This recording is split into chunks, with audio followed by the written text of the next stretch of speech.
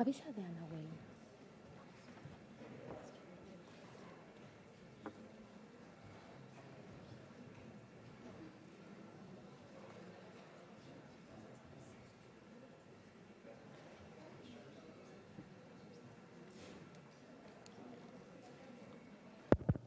Ahora. Ah, sí, ahora sí.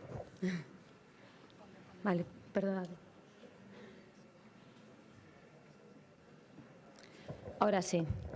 Bueno, sin máis dilación, pasan á fase final da categoría de ESO o plurilingüe Sagrada Familia Filipenses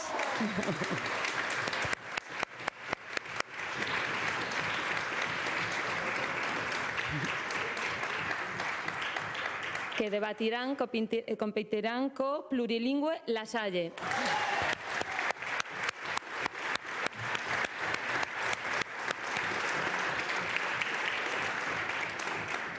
Na categoría de bacharelato pasan a final o IES Muralla Romana.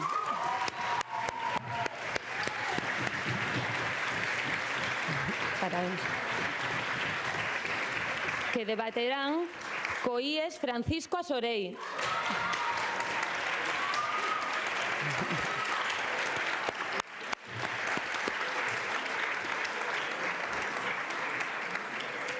Na categoría de universidades pasan a final o Campus Santiago Equipo 2. Por onde están? Que debaterán co Campus Vigo Equipo 1.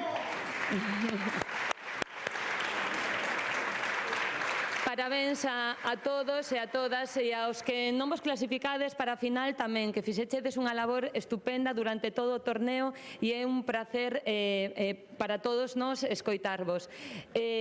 Para non demorarnos moito, arrancamos xa, vale? En canto os xurados estén preparados, empezamos cas finais. Gracias a todos.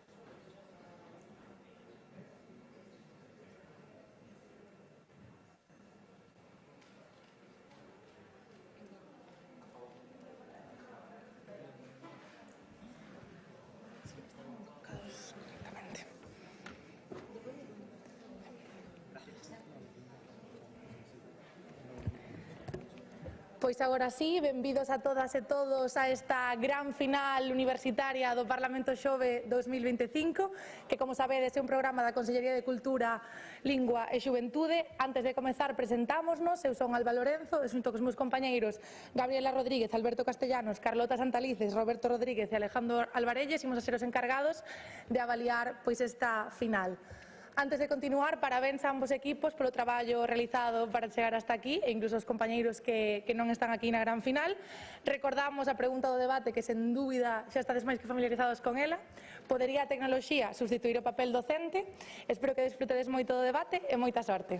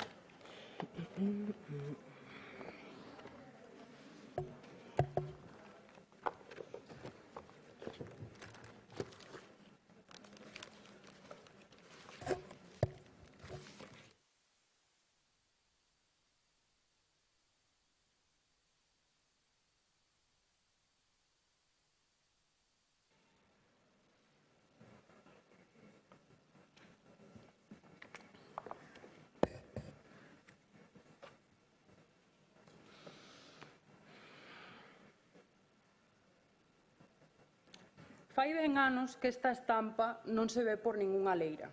Esta realidade pertence ao mundo dos nosos avós. Si lle preguntamos a algún deles que pensaría si os labregos deixaran de utilizar o tractor e volveran o arado e os bois, que pensades que nos responderían? Moi bons días a todos. O meu nome é María Pedreira e xunto cos meus compañeiros Pablo García e Iago Cabrera representamos o equipo 2 do campus de Santiago. Posicionámonos completamente a favor de que a tecnoloxía pode substituir o papel docente en base a 3 argumentos. A saber, adaptabilidade e inclusividade e calidade especial, que nos deixan máis que claro que unha educación digital é sinónimo de calidade. Antes de comezar a desenvolvelos, gustaríanos aclarar que para nós o papel docente é o conxunto de funcións que realizan os docentes hoxe en día. E a tecnoloxía pode asumir efectivamente este papel se consigue substituir os profesores na meirande parte destas funcións, incluindo, obviamente, as máis importantes. Pasamos, entón, co noso primeiro argumento de adaptabilidade, no que queremos resaltar unha vantaxe principal dunha educación liderada pola tecnoloxía, que é a capacidade desta de adaptarse aos ritmos de aprendizaxe e ás capacidades de cada quen. Así o afirma un estudo publicado en 2023 pola Revista Internacional de Ciencias Comportamentais. Os chamados algoritmos do aprendizaxe automatizado poden analizar o noso comportamento e predecir necesidades futuras, así como tamén elaborar recomendacións personalizadas sobre as actividades máis axeitadas para cada alumno. Así, temos unha tecnoloxía que se moldea a todo o mundo frente a docentes que, por máis que queiran, non poden dividirse en 30. Un colectivo de persoas que necesita máis que ninguén este aprendizaxe adaptado é o dos alumnos con necesidades especiais, sobre os que versa o noso segundo argumento de inclusividade. Dende a discapacidade visual ata as dificultades de aprendizaxe, hai moitas persoas que ou ben sofren ostracismo por un sistema que non pode acollelos ou ben se ven castigados por non adaptarse ás exixencias educativas dese mesmo sistema. Estas persoas poderían integrarse efectivamente mediante ferramentas como, por exemplo, Neurecalab, que está especializada na detección e tratamento de trastornos neurolóxicos, ou, por exemplo, Adapro, que é unha ferramenta deseñada para nenos con autismo e dislexia. Este constitúe un paso máis na loita contra o capacitismo institucional que ten en conta a verdadeira maioría. No noso terceiro argumento de calidade asegurada, afirmamos que unha educación liderada polo digital ofrece moitas máis garantías ao alumnado que un servizo humano, que adolece de fallas, por exemplo, no eido da avaliación. O ano pasado, a Comisión Europea publicou esta macroenquisa realizada en 19 facultades de educación españolas que nos amosa os profundos sesgos que sofren os futuros profesores á hora de avaliar. Por poñerlles algúns exemplos, temos que se asocia o talento en ciencias aos nenos e en humanidades ás nenas, avaliando en consecuencia, ou que se asocia o mal comportamento a persoas con baixos recursos ou a certas minorías étnicas. Fronte a isto, o deseño dunha tecnoloxía que asumira a labor docente neutralizaría todos estes prexuizos, estas pedras no camiño. Lembrade, 3 argumentos: adaptabilidade, inclusividade e calidade asegurada, que nos deixan máis que claro que unha educación digital é sinónimo de calidade. Fai ben anos que o estadounidense John Froelich deseñou o primeiro tractor a gasolina da historia, o primeiro paso para deixar de empregar animais de tiro nas labores agrícolas. O progreso humano é inevitable. A única maneira de non velo é pechar os ollos. Moitísimas gracias.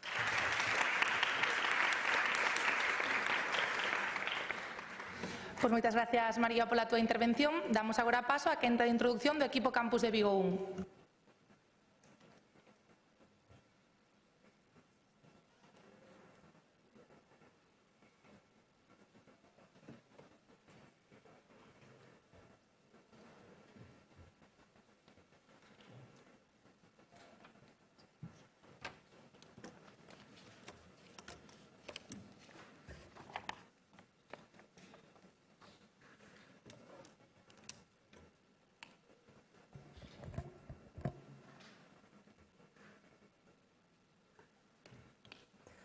Estou seguro de que moitos dos que estamos aquí pasamos os nosos veráns da infancia aprendendo caligrafía e matemáticas cos cadernos de Rubio que comprábamos os nosos pais. Eran moi interesantes, moi divertidos e moi útiles, e os máis xoves probablemente teñen algunha relación tóxica con Duolingo, por exemplo. Aínda que serven moi ben para aprender idiomas, estou seguro de que ninguén daqui plantease quitar o seu rapaz da escola para sustituílo todo por cadernos Rubio, verdade? Pois iso é o que pasa neste debate. O meu nome é Iván Fernández e xunto ca miña compañeira Inés Túñez imos defender a postura en contra basándonos nesta tese. A tecnoloxía non pode sustituir o papel docente porque non se adapta ás necesidades do alumno nas distintas etapas da súa aprendizaxe. Verán, o papel docente é algo moi xenérico. É algo que temos que traer a terra. Iso vamos a facer coa definición que dá o Foro Español de Educación, cunha definición que surxe tanto das necesidades sociales que demanda a sociedade do docente como da propia Lei Orgánica de Educación. Este foro di que o docente ten 5 funcións. Ensinar a materia, formar ao alumnado en materias tanto personales como académicas, xestionar os conflictos, ofrecer apoio afectivo como figura complementaria á familia e mediar entre o alumno e o seu entorno social. Vamos a ver entón como estas funcións non sempre son igual de importantes en todas as etapas e como a tecnoloxía non é capaz de adaptarse a estes cambios. Como? Cos nosos 3 argumentos que analizan estas etapas. Educación primaria, educación secundaria e postobligatoria. Verán, na educación primaria, o papel do docente va moito máis alá de ensinar a ler, contar ou escribir. A realidade é que o docente, mediante as relacións na aula, crea situacións que axudan aos estudantes a aprender a cooperar, a competir, a xestionar conflictos e a relacionarse con persoas fora do seu entorno familiar. E isto é moi importante para o seu desarrollo intelectual e como persoas. Que pasa? Que a tecnoloxía non é capaz de realizar esta función. Por qué? Porque, como nos di Science no seu estudio publicado no ano 2024, a tecnoloxía carece de habilidades tan fundamentais como a autoridade persoal, o carisma ou a empatía que conseguen non só que os nenos lles escoiten e lles fagan caso, senón que xeren esta sensación de pertenza á comunidade educativa que é tan importante nunha etapa tan temprana da educación. Pasamos á educación secundaria e nesta etapa, adolescencia, estamos sometidos a cambios e inseguridades. Os estudantes comenzan a definir a súa identidade e a súa relación cos estudos. Neste proceso é fundamental que os estudantes conten cun profesor que os escoite, os comprenda e os apoie. Especialmente nun contexto onde poden estar sometidos a problemas familiares ou a malas decisións persoais, como seguro que todos alguna vez cometimos. Que pasa? Que sustituir ao docente implicaría deixar a estes xoves sen esta figura no momento onde máis a necesitan. Disto xa advirte o Foro Económico Mundial neste estudo do ano 2023 no que explica que a falta de relación emocional entre os alumnos e a tecnoloxía fai que no ámbito educativo os alumnos perdan interese no contido. Lles coste máis asimilar a materia e, a largo plazo, abandonen os seus estudos. Por qué? Porque se nin sequera un profesor humano ten o interese en que eu estude, por que o vou facer? Porque me dou o ChatGPT? Non, verdade? Ben, o mesmo pasa coa educación posobrigatoria, e que nesta etapa da educación estamos centrándonos no bacharelato, a formación profesional e a universidade en desarrollar aquellas habilidades que nos serán fundamentais na nosa vida profesional. Temos que elixir que carreira vamos a estudar, que materias cursar, que empresas escoller e como prepararnos. E por isto é fundamental a presencia do profesor, porque como nos explica outro estudio de Science en 2024, a información da tecnoloxía sen a experiencia do profesor está descontextualizada, porque o profesor é o único especialista que coñece como funciona o seu ámbito de especialidade, como está o sector no que el traballa e como evoluciona co tempo e na súa rexión. É o que pode asesorar o alumno para dicirlle este ámbito te interesa entrar, se queres entrar nesta empresa tens que facelo desta maneira. E isto é especialmente importante en persoas vulnerables que probablemente non poden acceder a este consello de ninguna outra persona que sexa o profesor. Por iso, a favor. En contra.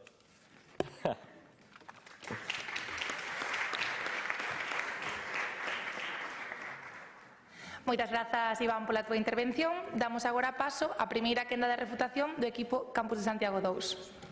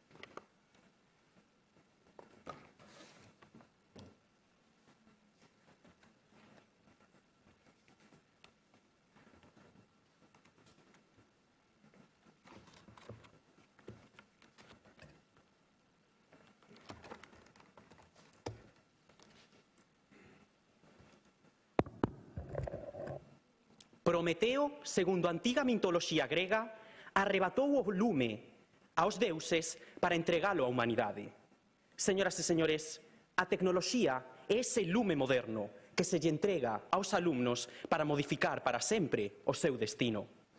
Bo día a todos os presentes. O meu nome é Iago Cabrera Díaz e neste debate terei o placer de realizar a primeira quenda de refutacións a favor en nome do equipo 2 da USC. En primeiro lugar, fálanos o equipo contrario, concretamente Iván, na súa intervención inicial, dun exordio no que menciona a Duolingo, pero que Duolingo non é un sustituto académico, non é un sustituto do docente. Duolingo é unha ferramenta máis que teñen os alumnos que poden sustituir coa labor docente. Nós, cando falamos de que os profesores de que as tecnoloxías sustitúan a labor docente, falamos de ferramentas que existen específicas que sustitúan a labor docente en todos esos aspectos cruciais. Por lo tanto, ChatGPT e Duolingo, como falades vos, son ferramentas que empregan actualmente os estudantes complementando a labor docente. Por lo tanto, xa facedes unha lectura inadecuada do debate xa dende o voso exordio, dende o primeiro minuto. É unha falacia, nos estades a presentar exemplos de tecnoloxías especializadas, pero non é o mesmo que estexan especializadas en docencia. Por lo tanto, non é certo. E cando falamos de tecnoloxía que sustitúa a labor docente, pode cumplir e teñen todas as ferramentas, por exemplo, de hiperpersonalización para sustituir a labor docente. Non Duolingo non é un exemplo axeitado. Por favor. Se Duolingo non vale, pode dicirme un exemplo concreto dunha aplicación que sexa capaz de sustituir completamente o docente en todas as funcións. Que aplicación pode poñerlle a man no lombo ou un neno que o está pasando mal? Agradezo que fagas esa pregunta porque tamén para argumentar o meu primeiro argumento, o noso primeiro argumento de adaptabilidade, gustaríame amosarlles o exemplo da hiperpersonalización da aprendizaxe de Brasil, que expertos en educación, Tiago Silva e Denise Abulaifa, dixeron que estos tecnoloxía facía unha hiperpersonalización da aprendizaxe e que conseguía resultados moi bons en motivación e logros académicos grazas á personalización que ofrecen estas ferramentas. Continúo, tamén dicían que era prácticamente para un solo imposible en grupos reducidos conseguir a concentración e os modos de pensamento crítico para cada estudante. Estas tecnoloxías acadaron ritmos e intereses e niveis de concentración nos estudantes que son magníficos, que cun docente non se está logrando porque non se pode adoptar a cada alumno e aínda menos tendo en conta que un docente ten cada vez máis alumnos aos que atender. Por favor. Seguro que os máis aventaxados aproveitan estas tecnoloxías, pero como pode vostede asegurar que os nenos que perden interese porque non son capaces de empatizar coa tecnoloxía verdadeiramente van a aprovechar esta personalización se non lles interesa? Porque creo que o que vostede di non está evidenciado e nós temos aquí unha evidencia que fala de que os terceiros en ámbito educativo ven a intelixencia artificial como que ten máis compaixón cara a eles e fíanse máis da intelixencia artificial que de moitos docentes que en moitas ocasións por perda de interese ou por traballo excesivo non se adaptan a cada alumno, non teñen compaixón, as tecnoloxías sí, e as tecnoloxías hai unha hiperpersonalización das mesmas, adáptanse a cada alumno avanza ao nivel que considere oportuno e que necesite. Non hai frustración, que é o que tenemos que evitar, como ocorriu e sigue ocorrendo, por desgracia, en tantos asuntos actualmente en tantos colexios, porque non se adaptan a cada alumno e se frustran. Tamén, no voso segundo argumento de educación secundaria, tamén din que os alumnos están expostos a problemas psicolóxicos. Isto, de novo, non respostades a pregunta do debate, porque no colexio xa poden haber psicólogos ou xa poden atender a psicólogos ou a familia ou amigos para resolver os problemas psicolóxicos que poden ter os alumnos. Isto non é papel docente. E, ademais, tamén non é certo, é unha verdade a medias, dicir que porque un alumno teña problemas psicolóxicos vai acudir a un profesor que lle o vai solucionar. Non é certo, e o sabedes, sabémolo todos aquí presentes, que non todos os profesores teñen nin queren resolver os problemas psicolóxicos dos seus alumnos porque ás veces tampouco teñen tempo. Non pretendemos demonizar a figura do docente, pero sí que decimos que as tecnoloxías poden sustituir o papel docente e ademais existen psicólogos e orientadores nos colexios todavía, aínda sustituindo o labor docente, porque nós centrámonos na pregunta que se nos formula. Primeiro argumento do equipo contrario, de educación primaria, di que a tecnoloxía non ten autoridade. Temos os sistemas IoT presentados polo Banco de Santander, que especifican que estes son capaces de ver problemáticas na aula en todos os aspectos educativos, evitar conflictos, agresións, bullying, e son capaces de identificar porque coñecen como funciona os seres humanos en todos os ámbitos. Por lo tanto, sí pode sustituir a tecnoloxía a labor docente, señoras e señores. Xa dicía Prometeo, xa pasaba na mitoloxía grega, ocurre agora, porque temos esa tecnoloxía que é o lume que se lles dá aos alumnos. Moitísimas gracias.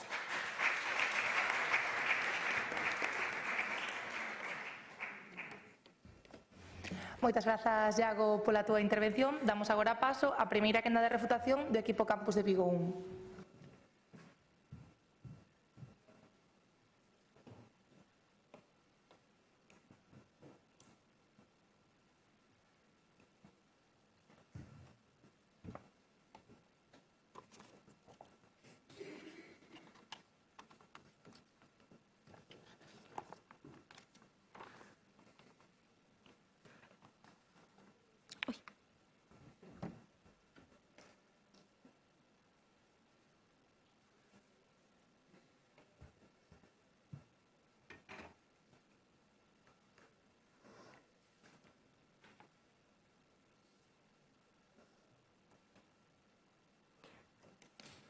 Falábame o meu compañeiro Iago da mitoloxía, entonces vamos a acudir ao rei Midas. O rei Midas desexou con toda a intensidade do mundo que todo o que tocara se convertera en ouro. Ao final arrepentiuse, porque douse conta de que o valor real estaba nas vinculacións emocionais e iso mesmo é o que vimos a defender hoxe. Por que? Porque o equipo contrario ten un problema cando caracteriza este debate. Dinos que o profesor ten que cumplir unha serie de funcións. Xa Iván lles daba as 5. Neso estamos de acordo. Cal é o problema?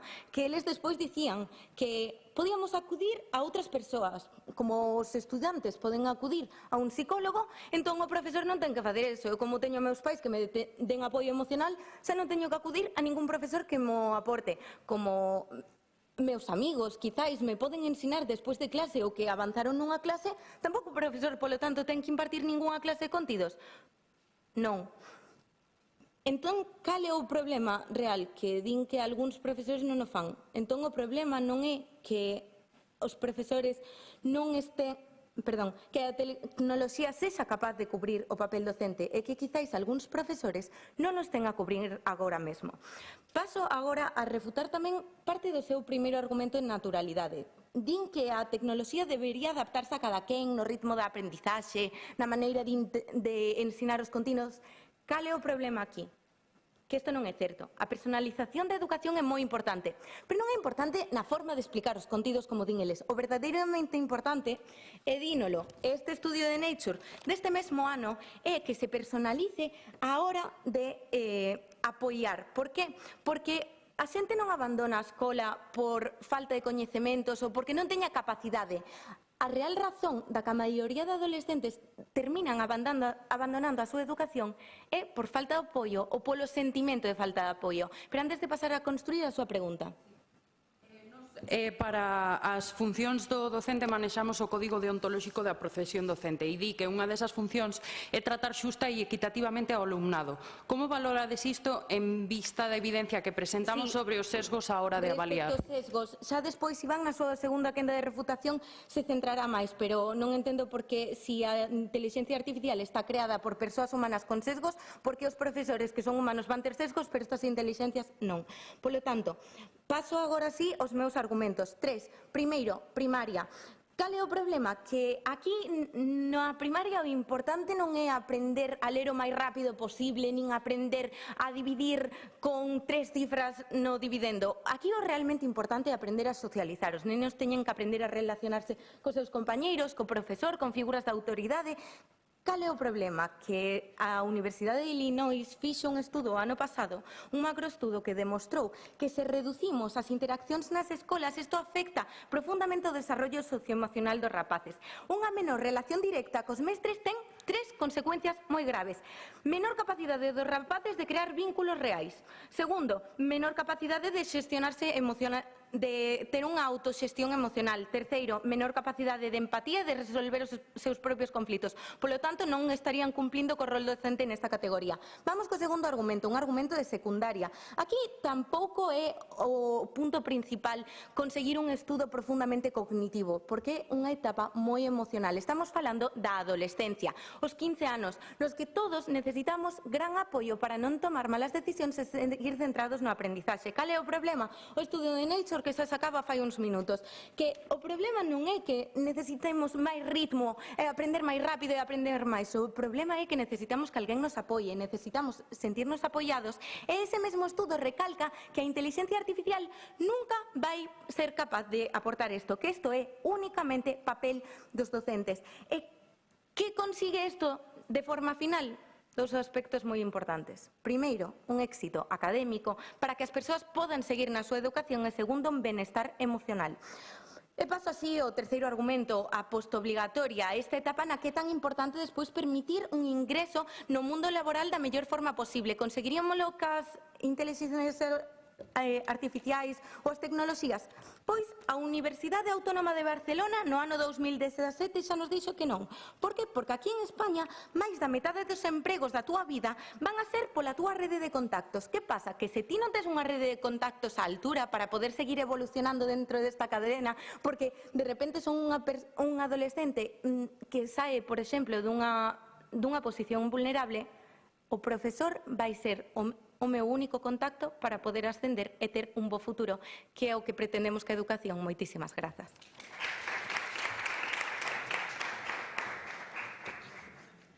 Moitas gracias, Inés, pola túa intervención. Damos agora paso á segunda quenda de refutación do equipo Campus de Santiago 2.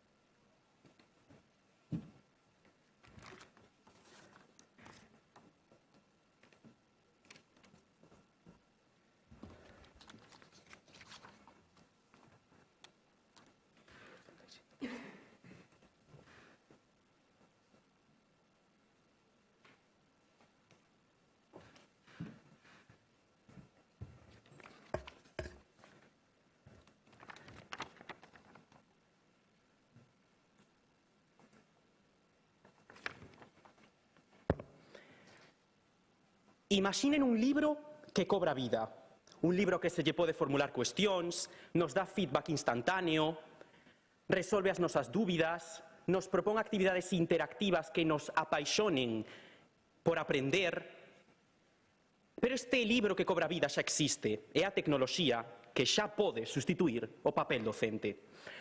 Bos días de novo, o meu nome é Iago e, en primeiro lugar, gustaríame facer referencia a Inés, que na súa primeira refutación intentou atacar a nosa idea, a nosa contraargumentación sobre a idea dos psicólogos, pero gustaríame facer inciso nisto. O equipo contrario non se está adaptando á cuestión do debate porque están falando do tutor físico, a ubicuidade dun profesor, pero que a pregunta do debate se formulouse dicindo especificamente papel docente é por algo. E nós sí que contestamos a pregunta deste debate porque dicimos que a tecnoloxía pode sustituir o papel docente e siguen existindo os psicólogos e siguen existindo os orientadores que fagan esta función. E aínda así, como amosei anteriormente, teñen máis compaixón moitas veces os estudantes por a IA, pola tecnoloxía, que por un tutor. Por lo tanto, ese contraargumento non é certo. Tamén apreciamos que a nosa compañeira de Vigo, Inés, a súa primeira refutación é basicamente argumentar a súa postura. Prácticamente non atacou a nosa, polo tanto,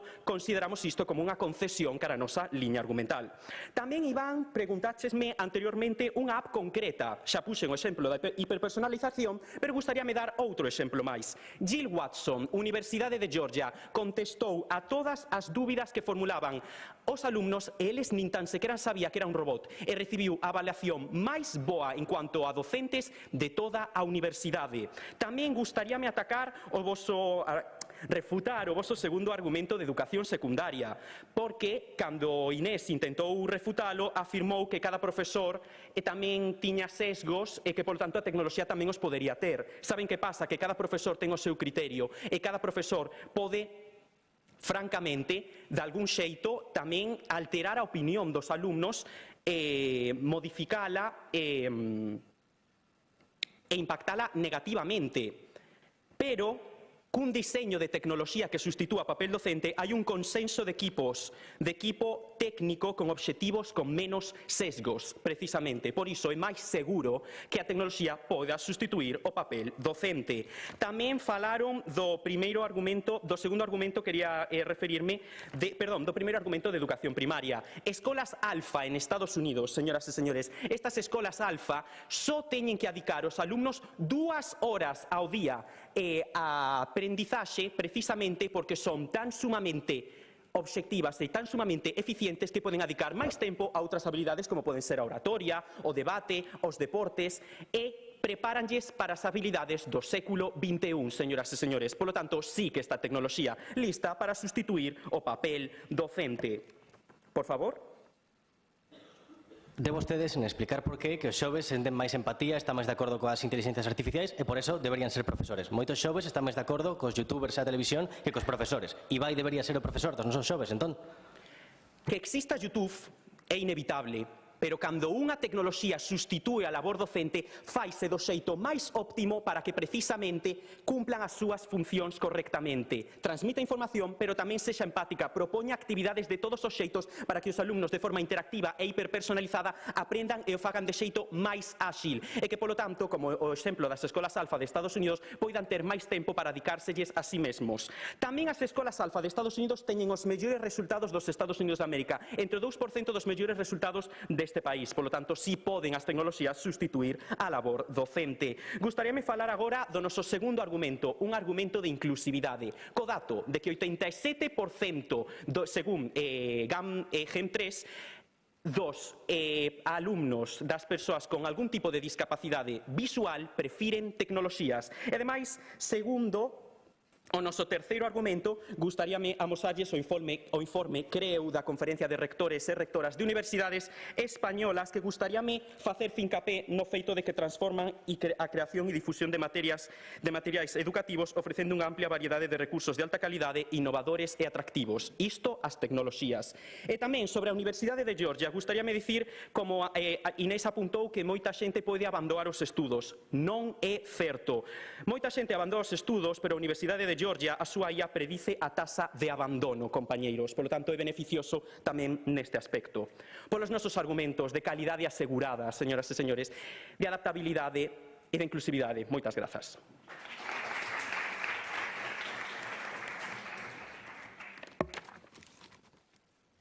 Moitas grazas, Iago, pola túa refutación e damos agora paso á segunda e última quenda de refutación do equipo Campus de Vigo 1.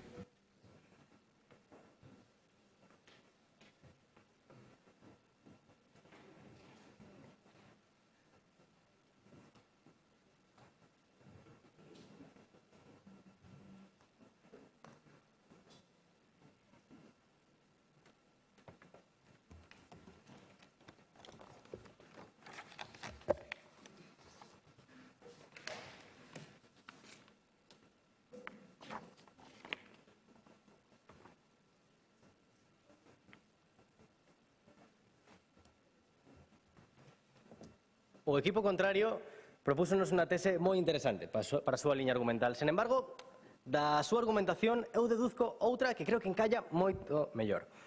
A tecnoloxía funciona, cando funciona e no que funciona. E por que digo isto? Porque o equipo contrario está a falar de ferramentas e se enorgullecen de dicir que a tecnoloxía non te sesgos, é máis inclusiva, é mellor para isto, é mellor para outro, que os nenos sacan mellores notas, que se senten moi apoiados. Ben, se eu lle doi un cadernillo rubio a un rapaz que é moi intelixente, saca boas notas, está moi interesado na aprendizaxe, probablemente aprenda moito, saque boas notas, eso pase moi ben, entón quera seguir aprendendo, este moi motivado. Pero isto non é a función docente, porque a función docente son máis cousas. É un apoio emocional que eles reconocían que a función docente, por a imparcialidade, ten tamén unha función moral e de transmitir valores que teñen que ter os estudantes. Entón, se queremos verdadeiramente dicir que a tecnoloxía sustitúe o papel docente, non basta con que, nalgúns casos, ensine uns contidos, nalgúns casos, motive a algúns estudantes. A función docente, e este é o verdadeiro valor do docente, é que, para todos, con todas as funcións, e se a tecnoloxía quere facelo, ten que ser de forma autónoma. É dicir, non vale que use a tecnoloxía para o que funciona e para o resto recurra ao humano, para que verdadeiramente exerza o papel docente, porque entón a tecnoloxía sí será moi útil, pero non será papel docente, será unha ferramenta, non será unha sustitución. E é aquí verdadeiramente onde está o debate, onde o equipo non chega a demostrar como unha ferramenta de tecnoloxía é capaz de sustituir o docente en todas as súas funcións para todos os estudantes. Ben, vou pasar a refutar os seus argumentos, pero antes de nada, a súa pregunta. Gustaríanos saber en que basan vostedes as prioridades para cada etapa educativa que non paran de... Pois sí, basámonos no estudo publicado por o Foro Español de Educación que se basa na Lei Orgánica de Educación. Vostedes falan do Código Deontológico, e xa no Código Deontológico se presuponen certos valores docentes, morales do docente que ten unha obligación de transmitir aos alumnos, pero que además tenemos que falar da labor prescriptiva que a propia lei exixe ao docente. Se a inteligencia artificial, a tecnoloxía, non fai as labores que o docente ten que facer por lei, non o está sustituindo, está complementando. Ben, pasando cos seus argumentos. Empezan con un argumento de adaptabilidade. Nos falan de que a tecnoloxía é moi boa porque se adapta aos ritmos educativos. Pero aquí ten un problema, é que nos falan das alpha schools. E nos di, no, as alpha schools están moi ben porque os rapaces aprenden só con inteligencia artificial e sacan moi boas notas.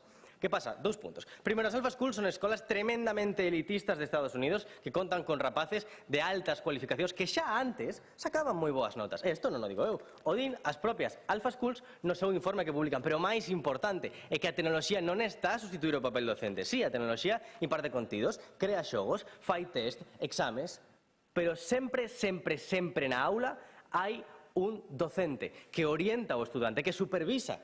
Porque se un estudante está a ter un problema, a tecnoloxía non vai saber esa mirada no ollo dese que ese estudante non se enterou. Se o rapaz ten un problema cos seus compañeros, a tecnoloxía non pode saber este rapaz está yo a pasar mal, están facéndolle bullying, non pode axudarlle, non pode porlle unha man no lombo e dicirlle ánimo, podes facelo, queres que chame a alguén, queres que te axude, non pode, directamente non pode. Esta é unha función clave do papel docente. Entón xa vemos que o seu principal caso de éxito, que son as alpha schools, necesitan inherentemente a presencia dun docente na aula, por lo tanto complementan e fan moi ben, pero non sustitúen. Pasando ao seu segundo argumento, que nos falan de inclusividade, nos falan de discapacidade. Está moi ben, é certo que as tecnoloxías son moi útiles para adaptar os contidos ás persoas con discapacidades de mobilidade ou sensorial. Que pasa? Que esta adaptación non é unha sustitución, porque como nos explica o estudio de Science, estas tecnoloxías, para verdadeiramente conseguir incluir a estes alumnos, teñen que incluirlos nas clases regulares, clases que implican os docentes. Que quere decir isto? Que se ven, van a utilizar estas tecnoloxías para adaptar a docencia a estas persoas, van a complementar a función dun docente existente, porque senón non están a incluir a estas persoas, están aislándoas todavía máis. Pero o máis importante é que se olvidan da función posobligatoria e que, como xa explicaba a miña compañera Inés, no grado universitario o profesor é o único punto de acceso para moitos estudantes vulnerables a un futuro profesional de maior calidade, porque é a única persona que conocen desto. Se quitamos ao docente, a lo mellor aprenden os contidos, pero se non teño unha persona que me aconselle, que me poida presentar á empresa e lle diga o tremendo talento que eu teño, non vale para nada. Perdo esa función docente. E logo falanos de imparcialidade. E xa vemos como falla no momento en que as inteligencias artificiales teñen sesgos. E os profesores tamén os teñen, é certo. Pero que é máis fácil? Que unha inteligencia artificial que ten sesgos programados por un goberno se controle? O que eu, se vexo que o meu fillo ten discriminación na clase, vai a falar co profesor e exixe responsabilidades personales? Porque a IA, cando discrimina e o fai, non se responsabiliza personalmente. Por eso, a función docente é toda e para todos. E ten que ser autónoma. Moitas grazas.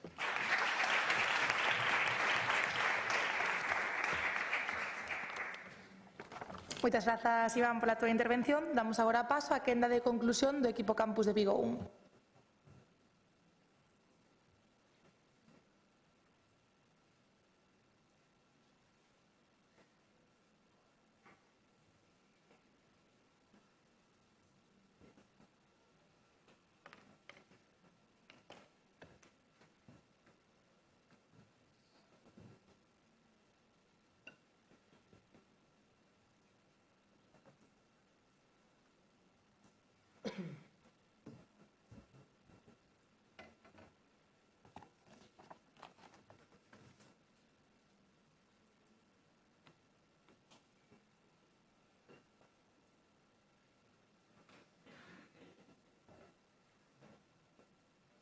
Nesta quenda de conclusión vamos a ver como os vínculos emocionais, o verdadeiro real motivo de que exista educación ten que ser para todos ou non ten que ser.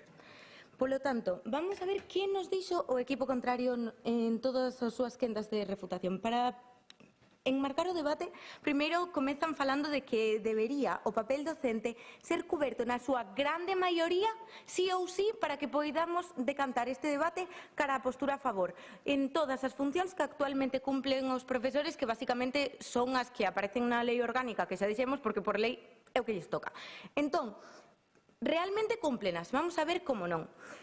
Non as cumplen no momento en que no seu primeiro argumento de naturalidade din que se hai que adaptar a cada quen. E isto especialmente no que se teñen que centrar os profesores nos ámbitos de primaria e secundaria, moi importantemente, como se recalcábamos en todas as nosas quendas.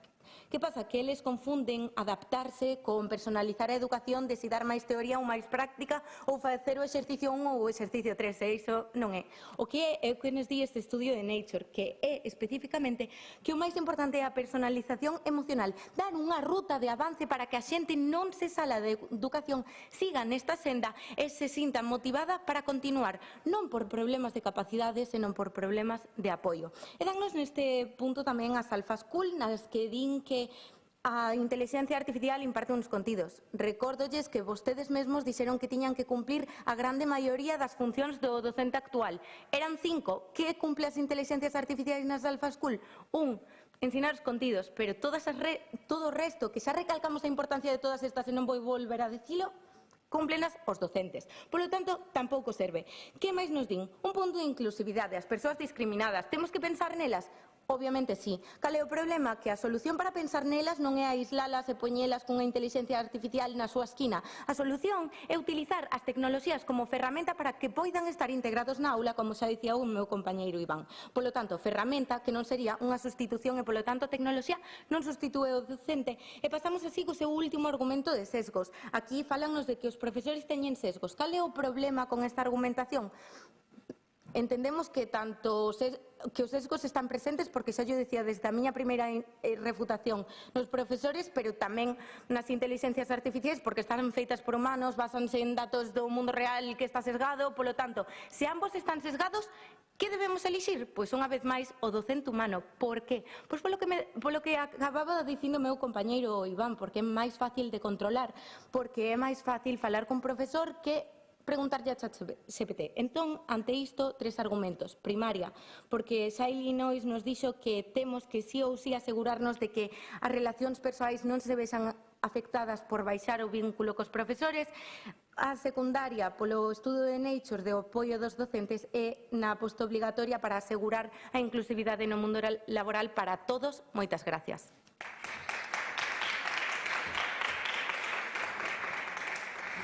Moitas grazas, Inés, pola túa intervención. Damos agora paso á quenda final deste debate, que será a conclusión do equipo Campos de Santiago 2. Informamos ao equipo Campos de Vigo 1 de que teñen un aviso por tempo.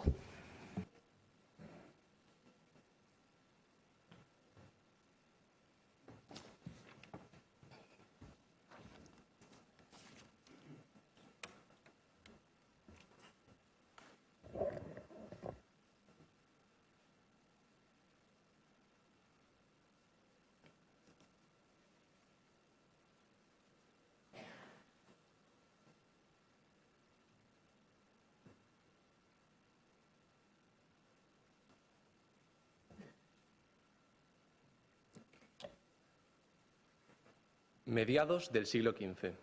Un nuevo invento amenaza el statu quo y provoca que el trabajo de transcripción manuscrita de los monjes corra peligro de desaparecer. Hablamos, por supuesto, del nacimiento de la imprenta. Muy buenos días a todos, mi nombre es Pablo García y tengo el placer de realizar la conclusión a favor de este debate para demostrar que, efectivamente, la tecnología puede sustituir el papel docente. Comenzaré por repasar algunos de los intercambios y puntos de choque que ha habido con el equipo contrario a lo largo del debate. Recordemos, hablamos de sustituir las funciones del profesor, en la mayoría de los casos, en su mayoría de funciones. Nos traen, primero, un argumento de educación primaria. donde nos dicen que es imprescindible enseñarles a gestionar conflictos. Bien, Yago les aportaba la evidencia de los sistemas IoT, que permite una mejor gestión de los conflictos y previene que estos aparezcan, evitando, entre otros casos de bullying. Hablando de prevención, traíamos también el estudio de Georgia. El equipo contrario nos hablaba de que había una mayor tasa de abandonos. Precisamente este estudio hablaba de que se predecía la tasa de abandono escolar. En su segundo argumento de educación secundaria hablaban de cambios e inseguridades por parte del alumno. Traíamos un estudio que demostraba que la IA se mostraba como más empática para los alumnos. Y nos decían además que los estudiantes que necesitan una educación especial necesitan recibirla del profesor. Esto no es cierto, como bien mostramos con nuestra evidencia del informe de GEM 23, donde los alumnos que precisan una educación extra y una educación especial la aprenden mejor mediante inteligencia artificial. Y respecto a su tercer argumento de educación postobligatoria, les traíamos el informe de Jill Watson, que demostraba que mediante el uso de chatbots los alumnos aprendían de una forma correcta y obtenían mejores cualificaciones y le respondían mejor a las preguntas. Paso ahora a recordar nuestra propia línea argumental. Comenzábamos con un primer argumento de adaptabilidad, donde apoyándonos en las evidencias del RICC, del estudio de Georgia y del estudio de hiperpersonalización, demostrábamos que el uso de nuevas tecnologías permitía un aprendizaje adaptado al ritmo y necesidades de los alumnos. Traíamos un segundo argumento de inclusividad, donde, apoyándonos en el informe del GEM 2023 y aplicaciones como Neureka Lab y Adapro, veíamos cómo distintas personas que precisaban un apoyo extra en su educación lo obtenían mediante inteligencia artificial y lo obtenían de una forma más eficiente. Y por último, un tercer argumento de calidad asegurada, donde respaldados en la macroencuesta de la Comisión Europea y en el informe CREU dejábamos claros que el docente presentaba sesgos a la hora de evaluar a sus alumnos, sesgos que una máquina no podría tener. Gracias al avance de la imprenta, se democratizó el conocimiento y la cultura. Al igual que el pueblo alemán del siglo XV, tenemos ante nosotros hoy una nueva revolución, esta vez en materia de educación. Recordemos, una educación tecnológica es sinónimo de calidad. Solamente me queda preguntarles, ¿qué prefieren? ¿Imprenta o manuscrito? Muchas gracias.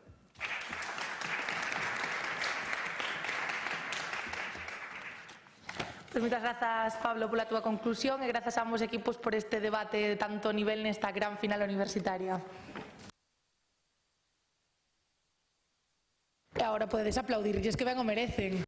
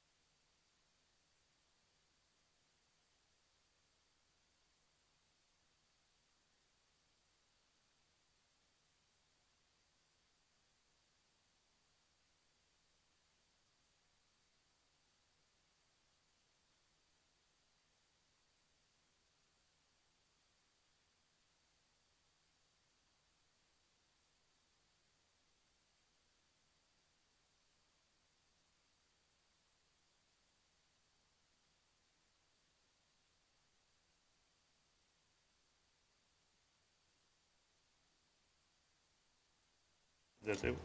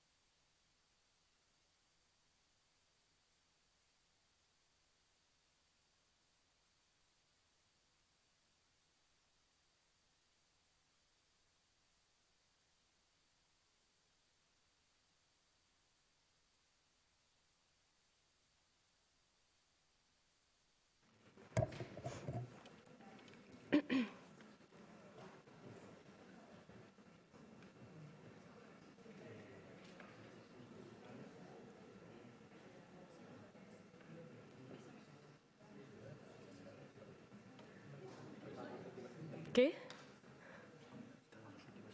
Sí, ya estoy esperando.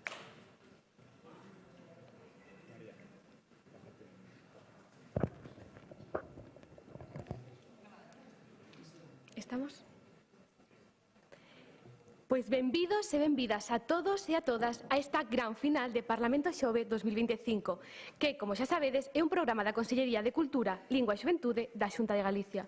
É un orgullo estar aquí hoxe diante de vos compartindo este momento tan especial.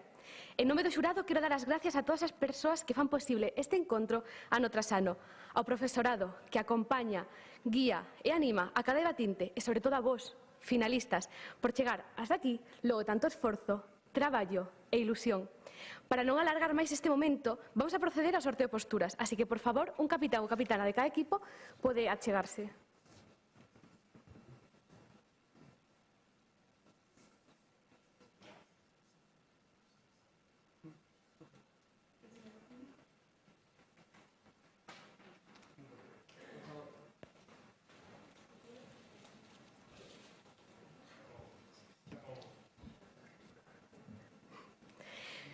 Polo tanto, nesta final da categoría da ESO, o equipo de La Salle defenderá a postura a favor, mentre o equipo dos filipenses defenderá a postura en contra. Os membros do xurado, que seremos os encargados de avaliar e, sobre todo, de disfrutar este interesantísimo debate, seremos Juan Bolaños, Tami Cacheiro, Martín Fernández, Juan Martínez, Sergio Casal e a que vos fala, María Calo. Recordo a pregunta de debate que nos convida hoxe e que nos leva acompañando durante toda esta fase é: pode a tecnoloxía sustituir o papel docente? Sen máis, damos comezo a este debate. Cando queira o equipo a favor, pode pasar a empezar a súa exposición inicial. Moita sorte aos dous equipos e moitas gracias por compartir con nós outro ano máis a vosa oratoria. Demostrade o que levades tanto tempo traballando e, sobre todo, disfrutade.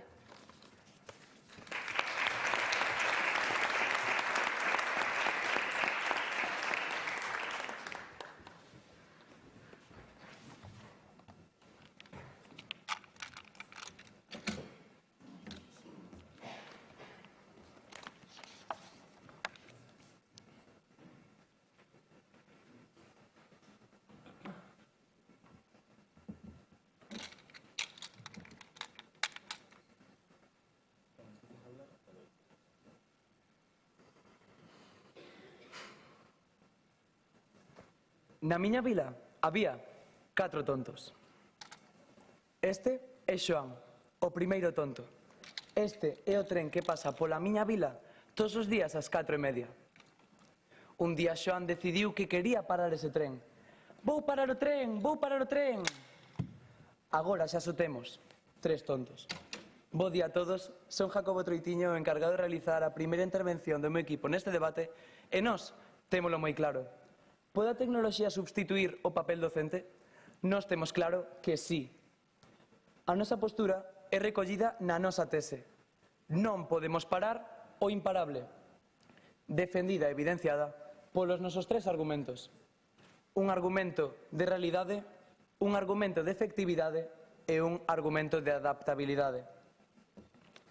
En primeiro lugar, comezaremos co noso primeiro argumento, o argumento de adaptabilidade, onde defendemos que non todos os estudantes teñen o mesmo grado de coñecementos e non se pode traballar na mesma clase co mesmo nivel. Como sabemos? Porque, segundo un informe da Organización Mundial da Saúde, aproximadamente o 20% dos estudantes teñen habilidades cognitivas significativamente diferentes en comparación con seus compañeiros, o que pode afectar o seu rendemento académico. Por exemplo, algúns alumnos poden ter problemas en áreas como a atención ou a memoria, mentres que outros poden mostrar altas capacidades intelectuais. Nos preguntámonos, como se pode solucionar isto? É moi sencillo, grazas á tecnoloxía. Con ela, os exercicios, contidos e explicación estarían adaptadas pola IA a cada un dos estudantes para un óptimo desenvolvemento da materia. No noso segundo argumento, o argumento de efectividade, demostramos que o uso da tecnoloxía no ámbito escolar é o método máis efectivo de aprendizaxe. Nun estudo do Massachusetts Institute of Technology, con máis de 15.000 estudantes, encontrou un sistema de titoría baseado en inteligencia artificial. Sabedes o que demostrou o estudo? Demostrou que é máis efectivo ca un profesor humano promedio no ensino de matemáticas aos estudantes de secundaria en China dese mesmo país, o que, según o informe PISA, é o vencedor en matemáticas, ciencias e comprensión, que, como podemos ver neste mapa, é claramente vencedor. No noso terceiro argumento, o argumento de realidade, dicimos que xa hai moitos sistemas de educación onde a tecnoloxía xa substituíu o papel docente e ten mellores resultados que un humano. Non temos xa a resposta da pregunta de debate aquí? No colexio David Game College en Inglaterra, en lugar de ter profesores humanos, os estudantes utilizan gafas de realidade virtual e sistemas baseados na inteligencia artificial. Ademais, grazas á tecnoloxía, máis de 100.000 estudantes poden cursar 2 anos de bacharelato sen saír da súa propia casa. Todo isto grazas á substitución da docencia pola tecnoloxía. Isto abre oportunidades para que nun futuro, aparte de ter alto coñecemento de inglés, podan estudar en prestixiosas universidades, por exemplo, Harvard. Quen non querría estudar alí? Agora, gustaríame que viredes estas dúas imaxes. Esta era os cortadores de madeira de hai 50 anos. Esta é a actualidade. Completamente substituído pola tecnoloxía, verdade? Porque non podemos parar o imparable. Moitas grazas.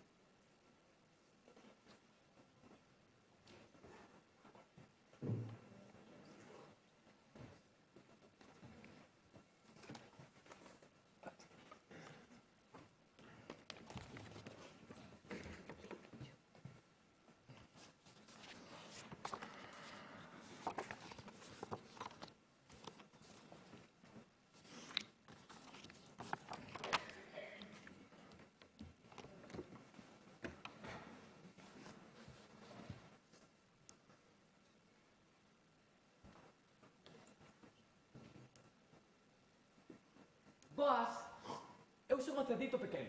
Estou emocionado. Por fin, podemos marchar da casa dos nosos pais. Oxe, os meus irmáns e máis eu, imos construir as nosas propias casas. Ainda que vendo a boa tarde que fai, prefiro xogar. Moi bo día, meu nome é Lucas Piñeiro e xunto co meu equipo do Colexio Filipense imos defender neste debate que ante a pregunta: pode a tecnoloxía sustituir o papel docente? A única resposta, clara e posible, é un rotundo non. Pero antes de comezar a expoñer a nosa liña argumental, gustaríame definir 2 conceptos fundamentais para que comprendades a nosa postura. A RAE define substituir como suplir a alguén ou realizar as súas funcións en lugar del. E a OCDE entende por papel docente aquela persoa que non só imparte contidos, senón que tamén acompaña, guía, orienta e motiva ao alumnado no seu proceso de aprendizaxe. E agora sí, unha vez delimitada a pregunta, pasamos a expoñer a nosa liña argumental, composta en base a nosa tese. O que non pode ser, non pode ser. E ademais, é imposible. Na cal sustentaremos os nosos tres sólidos argumentos. Un argumento de realidade, un argumento pedagóxico e un argumento social. Primeiro argumento, argumento de realidade. A sustitución total da docencia pola tecnoloxía non é viable na práctica. A tecnoloxía presume de ser a porta ao futuro, pero para millóns de nenos nin sequera unha porta que poidan abrir. O acceso á tecnoloxía non é universal e, polo tanto, tampouco sería o acceso á educación. Segundo o informe GEM 2023 realizado pola UNESCO, só o 40% das escolas primarias dispoñen de acceso a Internet. A tecnoloxía é un muro invisible que separa aos que poderían aprender dos que non. É que xuíces, equipo contrario, non se confundan. O profesor é moito máis que un transmisor de contidos. É un igualador de oportunidades e, a vista dos datos, irreemplazable. O noso segundo argumento, un argumento pedagóxico. A tecnoloxía non pode substituir a dimensión pedagóxica do docente. Como explicamos ao comezo da intervención, a docencia implica moito máis que ensinar contidos. Incluso a máis avanzada sería incapaz de substituir o carácter motivador e inspirador do docente. O recoñecido pedagogo Ken Robinson afirmou que a educación non é un proceso mecánico, senón un proceso humano no que as aprendizaxes efectivas ocorren cando hai unha relación significativa entre o mestre e o alumno. Xuíces, equipo contrario. A tecnoloxía é unha gran ferramenta, pero só iso. Unha ferramenta destinada a complementar ao piar fundamental e insustituible, os docentes. E o noso terceiro argumento, un argumento social. A sustitución completa do docente pola tecnoloxía deshumaniza a educación e afecta a funcións sociais clave. É que o maestro non é só transmisor de saber, é tamén un modelo de conduta, ética e cidadanía. Albert Bandura, na súa teoría de aprendizaxe social, demostrou mediante experimentos como o do boneco bobo que a maior parte da aprendizaxe humana ocorre por observación e imitación. Sustituir o docente deixaría os estudantes sen referentes humanos e illaría o alumno e empobrecería o seu desenvolvemento social. Xuíces, equipo contrario. O alumnado aprende do docente non só contidos, senón tamén actitudes e valores que despois reproducirán na súa conducta diaria. E non se olviden desta frase porque é moi importante, xuíces. Só o vínculo vivo pode facernos crecer como sociedade. Agora sí, remato e fago recordando a nosa tese. O que non pode ser, non pode ser. E ademais, é imposible. Na cal sustentamos os nosos tres sólidos argumentos. Un argumento de realidade, un argumento pedagóxico e un argumento social. O noso argumento de realidade, no que afirmamos que na práctica non sería posible a sustitución dos docentes por tecnoloxía. Un argumento pedagóxico, no que evidenciamos que a tecnoloxía non pode reemplazar a dimensión humana e pedagóxica do docente. E un argumento social, no que demostramos que a tecnoloxía eliminaría os referentes éticos fundamentais. Ola, son eu de novo. Al final, construí a miña casa de palla. E fixela rapidísima. Agora, teño todo o tempo do mundo para ir xogar. Moitísimas grazas.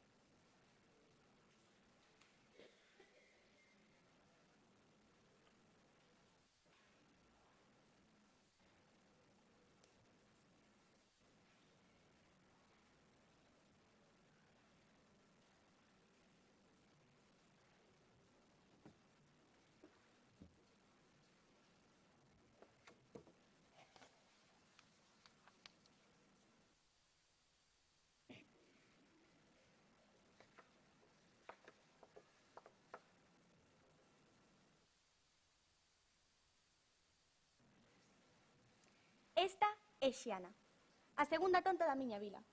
Un día de tormenta, Xiana decidiu que quería parar un raio. Vou a parar un raio, vou a parar un raio. Pum! Pois nada, agora na miña vila xa só quedan dous tontos. Bo día, son Sofía Blanco e son a encargada de realizar a primeira quenda de refutación do meu equipo neste debate. Nós témolo claro e posicionámonos totalmente a favor ante a pregunta plantexada. Pode a tecnoloxía substituir o papel docente? Temos claro que sí, e o facemos baseándonos da nosa tese. Non podemos parar o imparable. A miña quenda de refutación estará dividida en dúas partes. Unha primeira parte de refutación dos argumentos do equipo contrario e unha segunda parte de ampliación da nosa liña argumental. Gustaríame comenzar mencionando a vosa tese. O que non pode ser, non pode ser, e ademais é imposible. Pois ben, creo que como levamos demostrando todo este debate, a tecnoloxía sí que pode sustituir o papel docente. Polo tanto, sí que pode ser. E non é imposible, pois xa se está a realizar en diferentes universidades e escolas, como dicíamos no noso argumento de realidade. Gustaríame empezar polo vosso argumento de realidade, onde dicíades que non é viable unha educación totalmente sustituída pola tecnoloxía. Ben, isto contrasta a la perfección con o noso argumento de realidade, onde dicimos casos onde a tecnoloxía xa está a sustituir o papel docente. Como, por exemplo, este caso da Universidade David College, onde a tecnoloxía está a sustituir por completo o papel docente. Tamén menciona o efectivo que é. Outro caso, se queredes, a Humboldt Academy en Arizona, onde a IA reemplaza a función dos mestres nunha escola de educación primaria. Sí? Falan de países sen problemas económicos, pero en países desfavorecidos como pretenden que a tecnoloxía chegue? Perfecto, ese punto quería chegar eu. Ben, en Sudán do Sur, segundo datos de UNICEF, máis de 500.000 nenos participaron en programas de radio educativos durante os peches escolares pola pandemia. Estes programas foron deseñados para replicar as leccións escolares básicas e adaptarse ás linguas locais. Ademais da radio, noutros contextos empregáronse tablets precargadas con contido educativo, como en Ruanda, onde o programa One Laptop per Child e outras iniciativas demostraron que os nenos poden aprender incluso sen mestres presentes. Se lles ofrece contido digital. Polo tanto, estes países onde decides que non pode ser viable poñer a tecnoloxía é totalmente posible debido a estes programas, como xa mencionei, de UNICEF ou de One Laptop per Child. Agora gustaríame seguir comentando co vosso argumento pedagóxico, onde dicíades que a tecnoloxía non pode realizar o tema emocional dos estudantes. Ben, é totalmente falso este dato, pois creo que non está moi actualizado, xa que agora mesmo a Universidade de Granada está a probar un marco de aprendizaxe onde a máquina pode aprender e expresar patróns parecidos ás emocións humanas. Polo tanto, sí, claro que sí. Claro que a tecnoloxía pode sustituir no tema emocional aos docentes.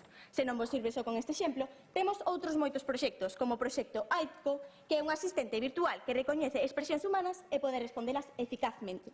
Ou, por exemplo, o proxecto EmoReact, onde analiza as respostas emocionais nas redes sociais para poder así garantir unha experiencia personalizada.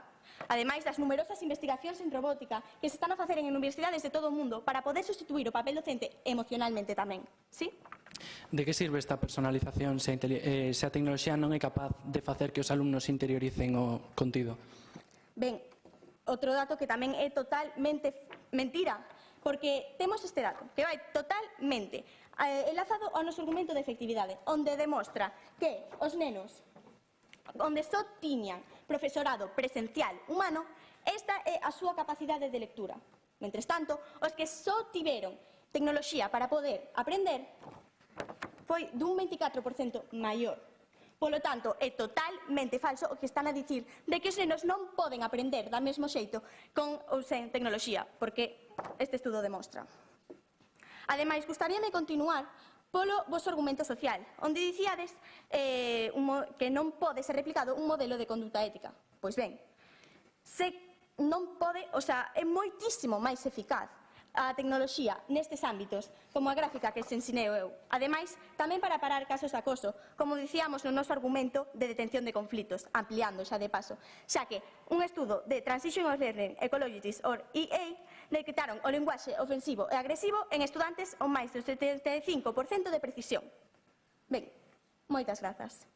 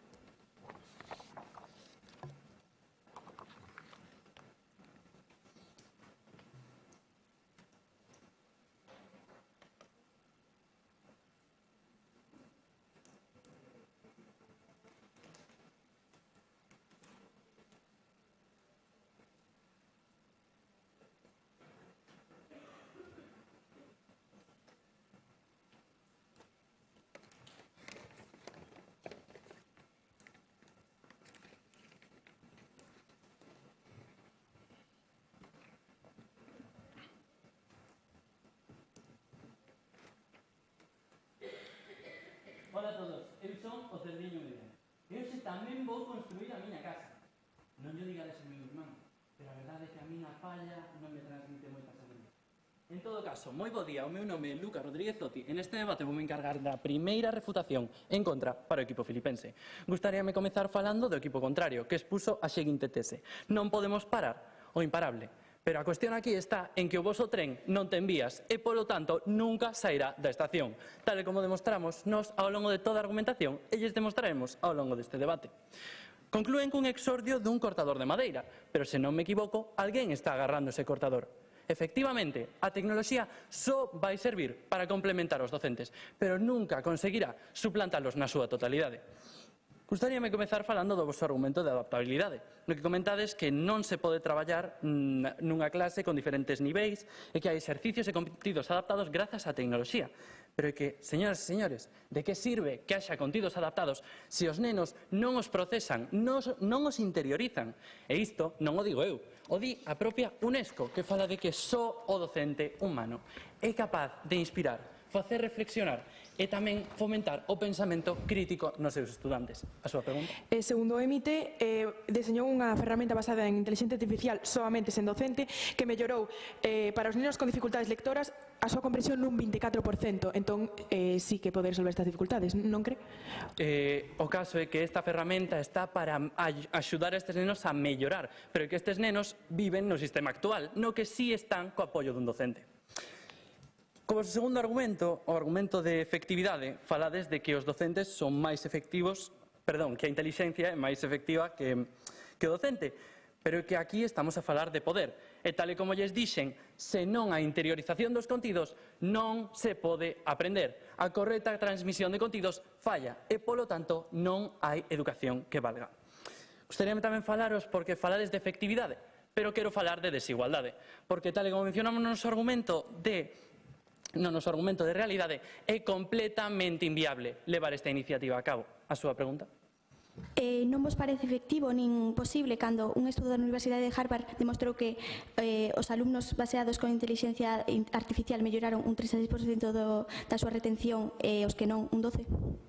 Nos non dicimos que non sexa efectivo. O que estamos a dicir é que isto é unha simple ferramenta de acompañamento, porque tal e como demostramos non pode funcionar por sí soa. Continúo co vosso argumento de efectividade, que empeñades vos en falar de mellor ou peor, pero non de poder. E falamos de poder e non se pode, porque tal e como nos afirma UNICEF, nos países en vías de desenvolvemento resulta imposible levar a tecnoloxía e, polo tanto, non podemos depender dela. E, polo tanto, se non hai recursos, non hai sustitución, imposibilizando a vosa postura. A súa pregunta? Non vos parece poder o estudo que saltamos de UNICEF que onde os nenos de Sudán do Sur poden estudar a través das radios? Pero é que é un estudo aislado. Falamos dunha inmensa maioría. Teño que repetirlle o estudo da UNICEF que afirma que nestes países non chegan os recursos e, polo tanto, non podemos falar de substitución. Paso agora coa nosa liña argumental, composta polos nosos tres sólidos e firmes argumentos. Un argumento de realidade, un argumento pedagóxico e un terceiro argumento social. Baseados na nosa tese, o que non pode ser, non pode ser. E, ademais, é imposible. Comezarei po noso primeiro argumento, o noso argumento de realidade, no que afirmamos que a substitución que defende o equipo contrario é completamente inviable no momento na que a pasamos á práctica, porque non temos os recursos. Pero é que, ademais, dende a pandemia do COVID-19, nos afirma UNICEF que empeoraron estes recursos e que cada vez hai menos países que poden acceder a esta tecnoloxía, aumentando a brecha digital e deixando estes nenos fora do sistema educativo indefinidamente. Entón, equipo contrario, non podemos falar de substitución porque non podemos levála a cabo. No noso segundo argumento, argumento pedagóxico, falamos de que a tecnoloxía non conta coas ferramentas necesarias para facer que os nenos aprendan correctamente. E isto tamén o demostra Ainara Zubilaga, directora de Educación e Formación da Fundación Codec. A cal evidencia que non hai unha un sistema educativo válido que non se basee en un docente, porque un sistema sen docentes é completamente inviable e ineficaz. Que tal? Vou diciros que xa acabei a miña casa. Fixena de pau, é moito máis resistente que a do meu irmán. E ademais, fixena super rápido e agora tamén podo xogar. O sea, al final, sai un método perfecto. Moitísimas grazas.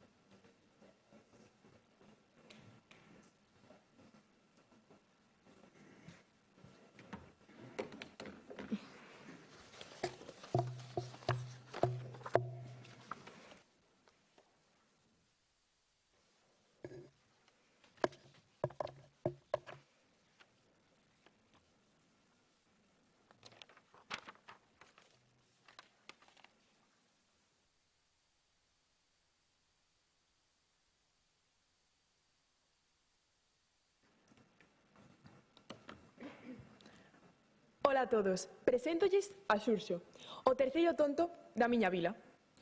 Un día, Xurxo decidiu que quería intentar parar unha bala. Vou parar unha bala, vou parar unha bala. Pum! Xa só queda un tonto. Bo día a todos, son Noela Cores, a encargar de realizar a segunda quenda de refutación do meu equipo neste debate, onde nos situamos totalmente a favor ante a pregunta plantexada: pode a tecnoloxía sustituir o papel docente? Rotundamente sí. Comezarei xa ca miña intervención refutando a súa tese. O que non se pode, non se pode, e ademais é imposible.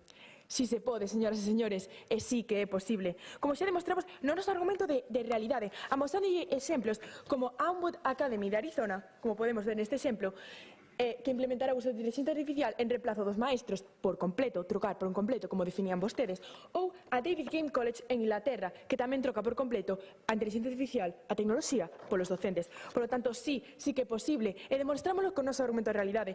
Tamén contrastaban con que nos países que teñen e que están en vías de desenvolvemento non se pode levar a cabo esta sustitución. Saben por qué, señoras e señores, saben por qué están retrasados?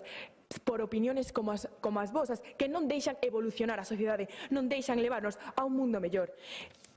Pero ademais é que sí que se levaron a cabo estes proxectos. Como dixe xa a miña compañeira, en Sudán do Sur, segundo datos do UNICEF que tanto citan vostedes, máis de 500.000 nenos participaron en un programa de radios educativos que replican as leccións escolares básicas a través de inteligencia artificial. Que é isto máis que a tecnoloxía, señores e señores? Dígame. Os estudos que amosan son de países concretos, pero hai tamén unha inmensa maioría que non accede. E que opina de que a OCDE diga que unha substitución ten que ser completa e non en certos países que teñen os medios? E que encántame que sigan repetindo o da sustitución completa, porque é o que demostramos no noso argumento de realidade, unha sustitución completa da tecnoloxía polo papel docente. E eses estudos que supostamente son aislados e que podo darlle máis exemplos, como One Laptop per Children, como dixo a miña compañeira Sofía, que os nenos poden aprender incluso semestres presentes. Ademais, nestes países con vías de desenvolvemento, onde teñen tantos problemas económicos, que é máis barato e máis eficiente cunha tecnoloxía na aula. Agora sí, comenzaría a refutar o seu argumento pedagóxico, onde din que pretenden elevar a cabo a ensinanza moito máis que a transmisión de coñecementos, e que a tecnoloxía non pode motivar que os coñecementos transmitidos pola tecnoloxía, textualmente, non podemos reteñer os coñecementos. Déxeme citarlles a Universidade de Harvard. Revelou que as organizacións que implementaron plataformas e-learning basadas exclusivamente en inteligencia artificial sen presenza do docente experimentaron un aumento do 36% na retención de contidos frente a un 12% moi nulo de que só utilizaban os docentes. É un tracamento completo e cunha eficacia inmensa. Ademais, unha gráfica xa mosada pola miña compañeira do MIT, onde di que deseñou unha ferramenta de lectura asistida que integraba a tecnoloxía de seguimento ocular e voz para os nenos con dificultades lectoras. Un estudo que supera con creces aos docentes tradicionais, aumentando a súa comprensión nun 24%, polo que sí que poden. Ademais, continuaban dicindo que non, que é imposible trocar esa parte emocional do docente. Eu digolles que é moi importante. Eu quero que todos os nenos do mundo teñan acceso a un apoio emocional amplísimo. Pero, saben que? Según un informe da OCDE, o 60% dos docentes non se senten preparados para abordar estes temas emocionales, o que reforza esa necesidade de cambio. Pero saben quen si pode llevar a cabo estas tarefas e de forma moi satisfactoria? A tecnoloxía, señores e señores. Un equipo da Universidade de Granada xerou un marco de autoaprendizaxe na que a mádica pode aprender a expresar patrones casi iguais que emociones humanas, polo que sí, e pode facelo e de maneira increíble. Ademais, proxectos están en desenvolvemento como o proxecto AICO, o experimento EmoReact ou a investigación de robótica emocional, todos que levan a cabo as tarefas que os docentes xa son incapaces de realizar.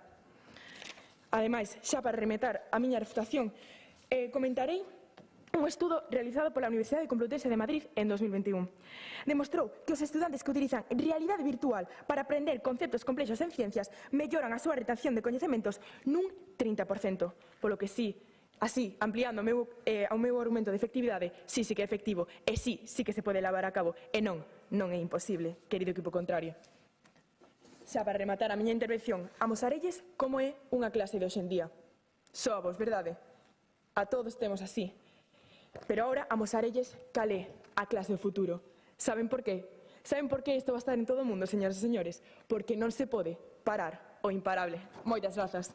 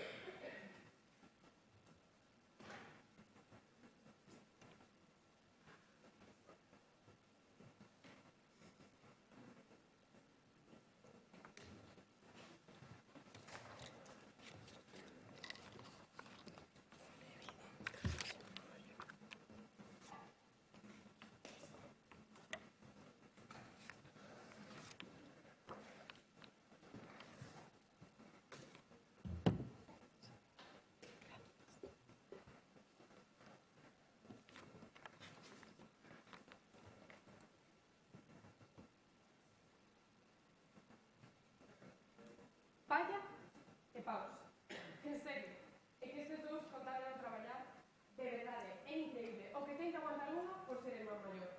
Bo día, o meu nome é Sofía Rico e son encargada da segunda refutación en contra para o equipo filipense. E gustaríame comenzar recordando a nosa tese. Señoras e señores, o que non pode ser, non pode ser. E, ademais, é imposible. E agora sí, continuarei refutando os argumentos do equipo contrario, comenzando polo seu terceiro argumento, un argumento de realidade. Neste argumento, intentan alegar que xa existen moitos sistemas no mundo nos que a tecnoloxía substitúe os docentes. Pero quero preguntarvos, equipo contrario, como aprendedes vos? Cada mañá, cando chegades a clase, encontradevos co vosso docente, verdade? É dicir, se o sistema educativo español está formado por docentes e a maioría dos países tamén, porque recordemos, a realidade non é que a tecnoloxía haxa sustituído os docentes, por eso se plantea unha pregunta como esta. É dicir, a realidade, hoxe en día, é que os docentes son a base da tecnoloxía, polo tanto, a tecnoloxía non supliu aos docentes nin siquiera na vosa realidade. E a pregunta do debate falaos de sustituir, de suplir completamente. E, ademais, a verdadeira realidade, equipo contrario, sinto decirvos que é desigual. E quero que prestedes atención a un dato, a Declaración dos Dereitos Humanos, o artigo número 26. Afírmanos que todos temos dereito á educación. De verdade queredes negarlle a 200 millóns de nenos, segundo Unicef, en todo o mundo, a educación? Sí, a súa pregunta. Tamén gustaríame mencionar a pregunta do debate se é que pode a tecnoloxía substituir o papel docente e xa demostramos con exemplos viables que sí, entón non é un debate ético de si debería ou se non se está levando a cabo, a pregunta é que sí, non cree? Efectivamente, nos estamos de acordo e chegarei refutando a súa primeira refutación. Así que, imos aló. Dicides que a nosa tese, para empezar, non é verdade, pois hai lugares onde a tecnoloxía reemplazou os docentes. Pero recordemos, unha vez máis, sustituir é facelo completamente. É dicir, a verdadeira realidade é a actual, na que os docentes son a gran maioría do sistema educativo. E logo dinos que é totalmente falso, o que intentaba alegar na súa pregunta, que a tecnoloxía non poida fomentar unha aprendizaxe efectiva. Pero só polo mero feito de que ten unha evidencia que o avale non significa que isto sexa así. Pois ben, equipo contrario, nós non inventamos nada. Tamén temos evidencias e afírmanoslo a UNESCO no seu estudo Reimagining Our Futures Together en 2021. Este informe destaca que o docente é irreemplazable no fomento da metacognición e do pensamento crítico, demostrando que a tecnoloxía por si soa xa conduce a unha aprendizaxe superficial. Polo tanto, mentras que non podades decir, non podes razonar, porque isto podería ser aplicado mundialmente e chegar a suplir a todas as funcións do docente, as evidencias non nos sirven de nada. Sí? Sí, non lle parece unha evidencia suficientemente sólida que a Universidade de Harvard revele que un aumento pola inteligencia artificial dun 36% na retención de coñecemento? Pode darme algún exemplo de que a tecnoloxía non aumentar esta retención de coñecemento? Grazas. Pero unha vez máis, o que estamos dicindo, se a tecnoloxía pode facer unha tarea ben de todas as tareas do docente, significa que non a pode sustituir. É dicir, non negamos que teñades evidencias que digan que a tecnoloxía pode ensinar contidos, por exemplo, pero é que non sirve de nada, por exemplo, se non se pode aplicar a todo o mundo. É dicir, hoxe en día vivimos unha situación desigual. É dicir, non vivimos nun mundo no que se poida aplicar a calquera país a medida que vos propoñedes. E agora sí, continuo desenvolvendo a nosa liña argumental, en concreto o noso terceiro argumento, un argumento social. A sustitución total do docente pola tecnoloxía significa unha profunda perda de conexión humana no proceso educativo. Os profesores non só ensinan contidos, senón que tamén educan coa súa presenza, coa súa voz, cos seus xestos e coas súas reaccións. E isto, señoras e señores, non é unha percepción, é ciencia. En 2005, un estudo publicado na revista Science chamado Cognitive Brain Research demostrou a existencia das neuronas espello. Estas foron investigadas por un grupo de investigadores da Universidade de Parma, en Italia, que descubriron que certas neuronas dunha rexión cerebral, tanto dos monos como dos humanos, activábanse ao ver, por exemplo, a outros monos ou humanos mover un brazo e logo imitaban estes movementos. Polo tanto, isto confirma que aprendemos observando seres humanos reais, non só obtendo datos ou instruccións. Eliminar a figura do docente sería deixar o alumnado sen referentes éticos, sen un exemplo de convivencia e sen un contexto emocional. Xuíces, equipo contrario, o desenvolvemento social non se pode programar nunha pantalla. A educación necesita persoas que acompañen, que inspiren, que estean presentes, os nosos docentes. A tecnoloxía pode complementar aos docentes, pero nunca poderá sustituir a súa función social, que fai que a educación sea verdadeiramente efectiva. E así o sostivemos coa nosa tese, señoras e señores. O que non pode ser, non pode ser. E, ademais, é imposible, basándonos nos nosos tres argumentos. Un argumento de realidade, un argumento pedagóxico e un argumento social. Ladrillo, xusto o que precisaba. E que onde vai parar a miña casa coa súa.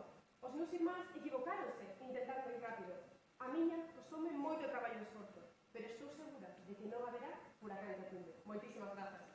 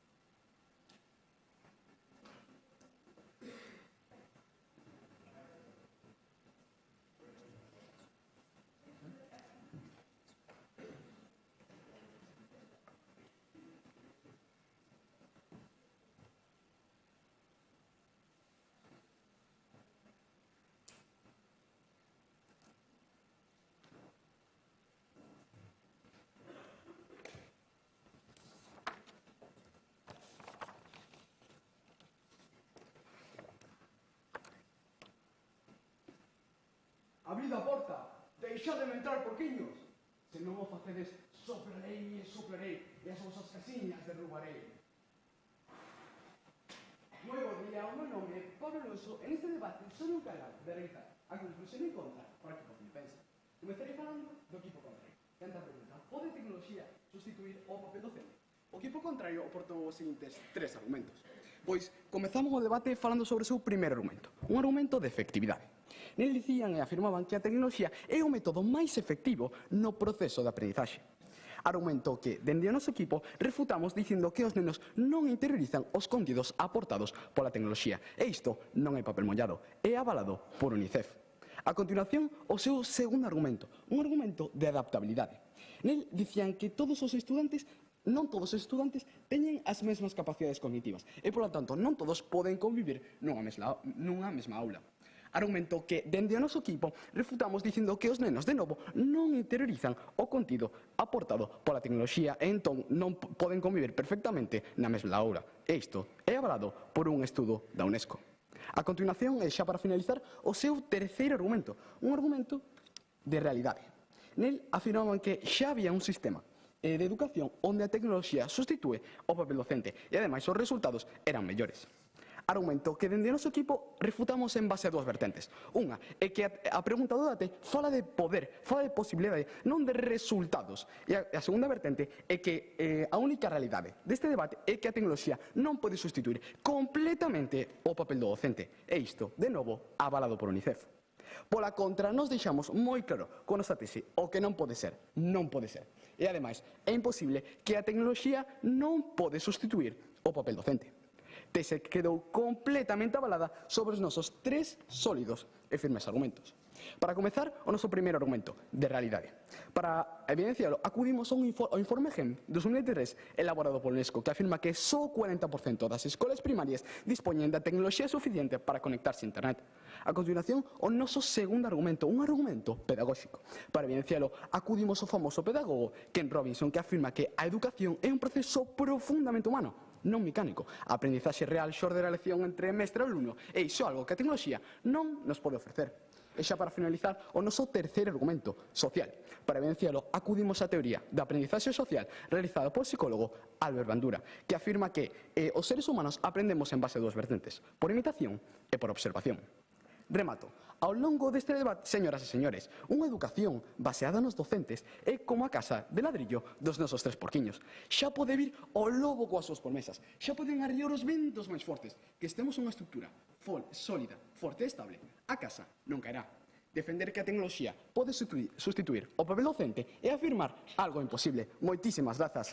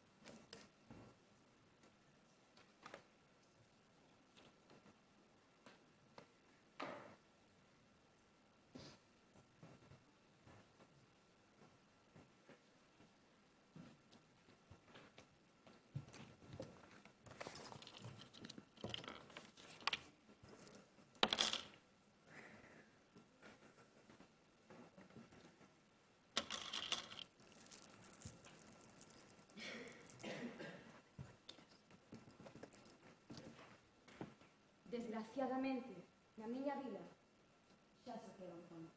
Queres saber o que ocorreu con él? Bos días, son Paloma Concheiro, a encargada de realizar a conclusión do meu equipo neste debate. Antes de nada, gustaríame dar as grazas aos presentes por estar aquí e por permitirnos, o meu equipo e a min, a oportunidade de participar nesta final do Parlamento Xove. Para comenzar con esta conclusión, gustaríame reafirmar a nosa postura totalmente a favor de que a tecnoloxía poida sustituir o papel docente, baseándonos en que non podemos parar o imparable. Comezarei por sintetizar brevemente o transcurso deste debate. Comezabades expoñendo unha tese, O que non pode ser, e ademais é imposible, que quedou totalmente refutada polas miñas dúas compañeras refutadoras, Sofía e Noela, que dixeron que a tecnoloxía sí que pode sustituir o papel docente e que non é imposible, xa que xa o está a facer, como defendemos no noso argumento de realidade. Agora, falabades tamén de 3 argumentos sólidos, que en realidade acabaron sendo evaporados. Un primeiro argumento de realidade onde dicíades que a implementación da tecnoloxía non é viable. Na práctica, polo menos segundo que defendía o equipo contrario, que quedou totalmente destruído polas miñas dúas compañeiras con o noso argumento de realidade, dicindo que efectivamente xa se está a facer trocando o papel do docente por completo, poñendo exemplos como a Universidade de David College, a Academy de Arizona, e poderíamos seguir. Tamén falaban dun argumento pedagóxico, onde decíades que a tecnoloxía non pode sustituir a pedagogía que aporta o docente, que quedou refutado de novo polas miñas dúas compañeiras, Sofía, que dixo que totalmente falso, como se verifica na Universidade de Granada, que xa están facendo con sistemas de inteligencia artificial. E Noela, que amosou que ademais decíades que a tecnoloxía é difícil reter os contidos para os estudantes, que de novo, falacio, como dixo co seu estudo de Harvard, dicindo que aqueles estudantes que utilizaron plataformas de e-learning aumentaron ata un 36% a retención de contidos, a diferencia que cando se fan con métodos tradicionais. E un último argumento social que quedou totalmente cancelado pola miña compañeira Sofía, que dixo que simplemente non deshumaniza a educación, senón que ademais de non deshumanizala, axuda a que non ocurran casos de acoso, xa que como demostran o Institute of Electrical Engineers, o bullying nas aulas baixou con sistemas tecnolóxicos. Tras este resumo, recordemos os 3 argumentos expostos polo meu compañeiro. Un argumento de adaptabilidade, onde defendemos que se pode adaptar ás necesidades individuais. Un argumento de efectividade, onde defendemos que ademais a tecnoloxía pode sustituílo, sendo aínda máis efectivo, e de realidade, dicindo que xa o está a facer. Agora, gustaríame volver aos nosos 4 tontos. O primeiro intentou parar un tren, morreu. O segundo intentou parar un raio, morreu. O terceiro intentou parar unha bala e morreu. Por iso, despois do paso dos 3 anteriores, o último foi suficientemente inteligente como para non parar a tecnoloxía. Xa que, como xa dixemos, non podemos parar o imparable. Moitas grazas.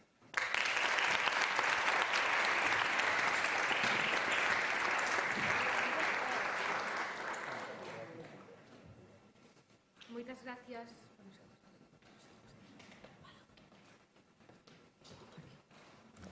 Moitas gracias aos dos equipos. Ahora pasaremos a deliberar. Noraboa. Así que nada.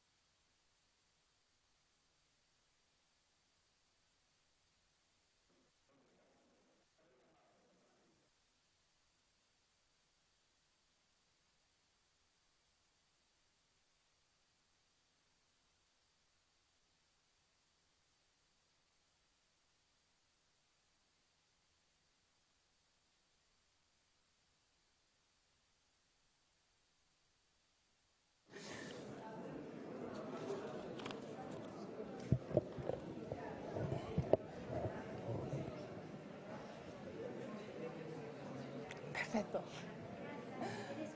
Nada, moitas gracias.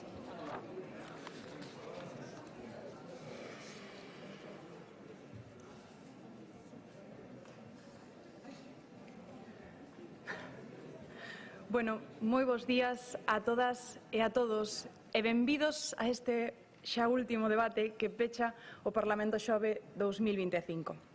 En primeiro lugar, temos que agradecer á organización e á Consellería de Cultura, Lingua e Xuventude da Xunta de Galicia por apostar un ano máis por este programa. Grazas tamén por convidarnos hoxe aquí ao hemiciclo, que é un escenario privilexiado no que, sen dúbida, é unha honra poder debatir. Queremos agradecer tamén aos e ás docentes que ateigan esta sala, porque sodes piares fundamentais sen os que este torneo non tería sentido. Grazas tamén ao público, porque se falar en público xa é un agasallo, facelo ante caras amigas e sorrisas amables inda o é máis. E, por suposto, grazas a vós, as protagonistas verdadeiras nesta andaina, sen as cales nada tería sentido. Levades moitos debates ás costas, enfrontasteis dilemas moi complexos e posturas que non sempre compartíades. Nunha competición difícil, dende a mesma frase clasificatoria na que nos vimos aló por marzo no Carballiño. A vosa oratoria non deixa de abraiarnos. E sexa cal sexa o resultado, ou fora cal fora o resultado, porque ahora tampouco me quero dirixir só a vós, senón a todos os participantes, tedes que estar moi orgullosos e moi orgullosas pola vosa capacidade de comunicar, de escoitar e de defender con forza aquilo no que credes. Agora, se me acompaña un capitán ou capitana, desvelamos cal será a postura que vos tocará defender neste encontro.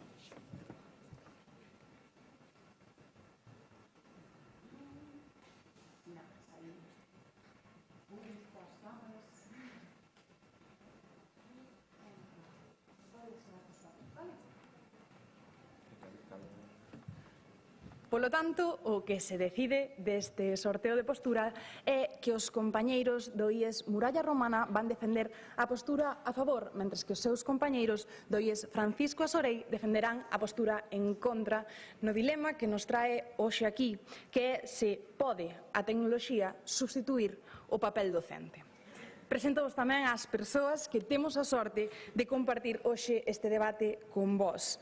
Pola miña dereita presento-vos a Tamara, a Manuel, a Diego e, pola miña esquerda, a Clara e a Antonio. E a que vos fala que é Natalia. Con isto, o turno de palabra xa é voso. Desfrutade, brillade, pero, por riba de todo, confiade no maravilloso traballo que sempre facedes. Vale? Moita sorte.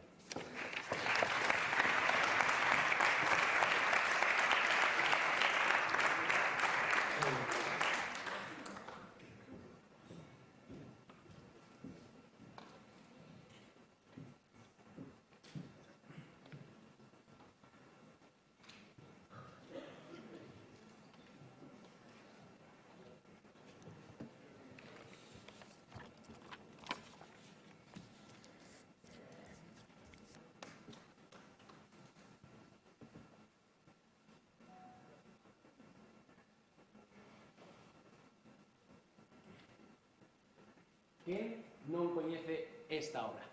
A última cea de Leonardo da Vinci. Leonardo normalmente traballaba en varios proxectos ao mesmo tempo. Ese non foi o caso da última cea, obra a cal se dedicou case en exclusiva durante 3 anos enteros. E digo case porque o mestre Florentino fixo unha sección e interrumpeu a elaboración deste cadro para asumir outra tarefa moi diferente. Imaxinan cal foi? Bo día, xuíces público asistente e compañeros debatintes. Somos o IES Muralla Romana de Lugo. Laura, Sara, Pablo e o que lles fala, David Pereira.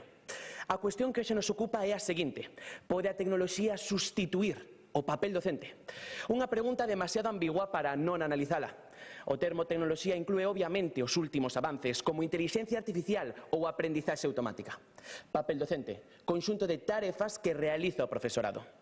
En canto a sustituir, debemos entender tanto subrogar esa tecnoloxía nas tarefas do profesorado, como provocar a sustitución desas tarefas por outras diferentes. Finalmente, temos o verbo poder, que desenvolveremos argumentativamente como capacidade e como posibilidade a medio prazo. Unha vez explicado como entendemos a pregunta, imos coa resposta. Consideramos a tecnoloxía unha alternativa viável ao papel docente, porque cada día que pasa a tecnoloxía é máis capaz, ofrece maior calidade e revélase como máis necesaria. Unha tese que desenvolveremos en 2 tempos e 3 argumentos. No primeiro deses 2 tempos, exporei o noso argumento e a idea de capacidade. Haberá a medio prazo capacidade tecnolóxica para sustituir os docentes. Pois iso parece, porque de feito xa están en marcha as primeiras experiencias. É o caso da escola David Game, no Reino Unido, que ofrece un novo programa educativo describindo da seguinte maneira. Leo textualmente da súa web. Os alumnos matriculados neste programa non terán profesores. E como consiguen iso? Fácil, grazas á intelixencia artificial. Agora, nun segundo momento, desenvolverei a idea de posibilidade, como calidade e como necesidade. Argumento de calidade. Se non ofrece tanta ou máis calidade, non será posible que a tecnoloxía sustitúa o papel docente. Mais sabemos que as tecnoloxías intelixentes melloran a educación, como, por exemplo, personalizando a medida das necesidades de cada un dos estudantes.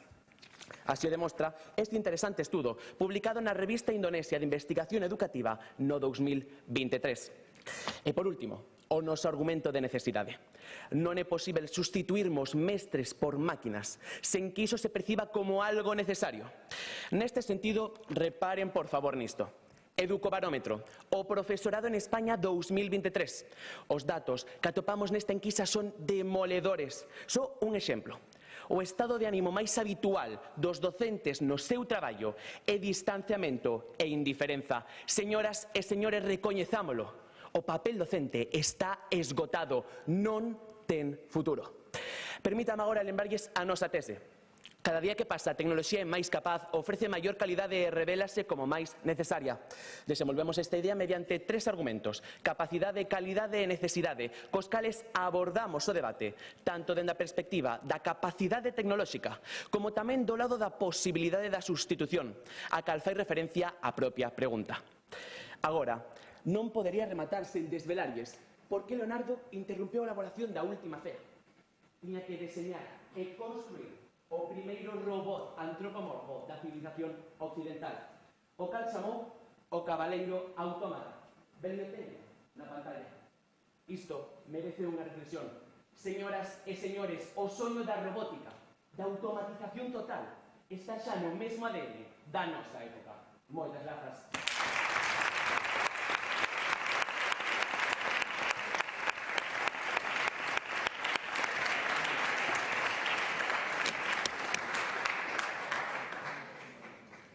Moitas gracias a ti, David, por presentar a postura que defende o teu equipo. Cando queira, o equipo en contra tamén pode abrir a súa postura.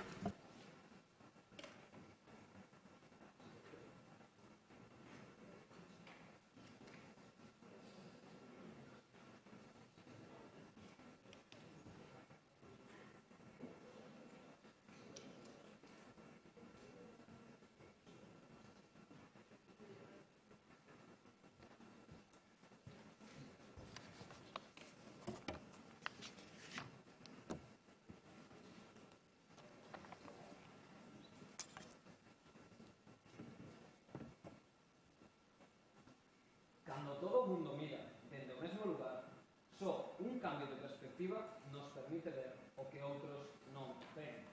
A inteligencia artificial é como un espello. Imita os nosos xestos, reproduce as nosas palabras, aprende os nosos hábitos. Pero, que acontece cando un espello intenta ensinarche quen és sen nunca ter vivido? Eu, dende aquí, podo vervos a todos, mas iso non significa que vos coñeza. Pois ver non é observar, e unha imaxe non é unha persoa. Agardo que hoxe, por uns minutos, vexamos as cousas dende un novo ángulo. Permítanme, pois, exporles a seguinte pregunta. Pode acaso unha imitación chegar a comprender o original? Bos días, eu son Héctor e xunto aos meus compañeiros Denis, Anxo e Diego represento o IES Francisco Sorey neste debate. Antes que nada, desexar sorte ao equipo rival e agradecer ao xurado, ao público e á organización por esta oportunidade. Pode a tecnoloxía sustituir o papel docente? Para abordar correctamente esta cuestión, debemos comezar por definir tres conceptos clave. En primeiro lugar, enténdase por tecnoloxía, aínda que abarque máis conceptos, a intelixencia artificial, pois é a ferramenta máis puxante no ámbito educativo na actualidade. Por outra banda, para definir docente, segundo o manual da lingua española do Dicionario de Vox, cito textualmente: docente defínese como a persoa que se dedica á ensinanza ou comunicación de coñecementos, habilidades, ideas ou experiencias a persoas que non as teñen coa intención de que as aprendan.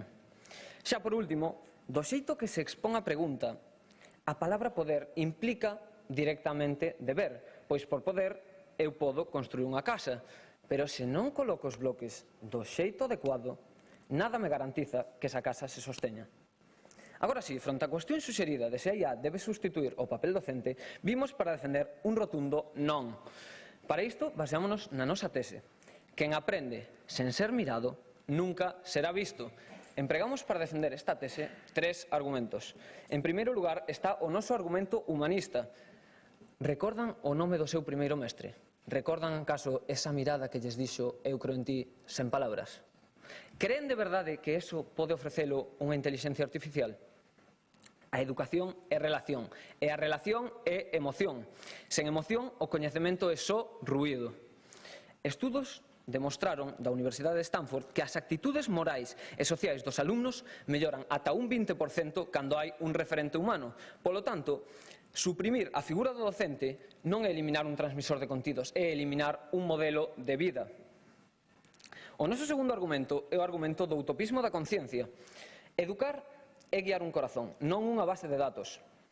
Un docente percibe o que non se di, unha IA contesta o que se lle escribe. E como demostrou o superordenador K-Computer, recrear un só segundo do 1% da actividade cerebral humana levou máis de 40 minutos, o 1%. Por último, é moi importante o noso argumento de clase. A IA non chega a todos por igual, chega ás elites, pero pregúntense, quen fabrica a IA? Quen a controla? Quen a programa? Nvidia, unha soa empresa, controla o 98% do mercado de chips da IA. Queremos un sistema educativo controlado por empresas privadas ou queremos que a educación siga sendo un dereito e non un produto? Recorden, quen aprende sen ser mirado nunca será visto. Só un docente pode educar con mirada, só un humano pode formar a outro. Moitas grazas.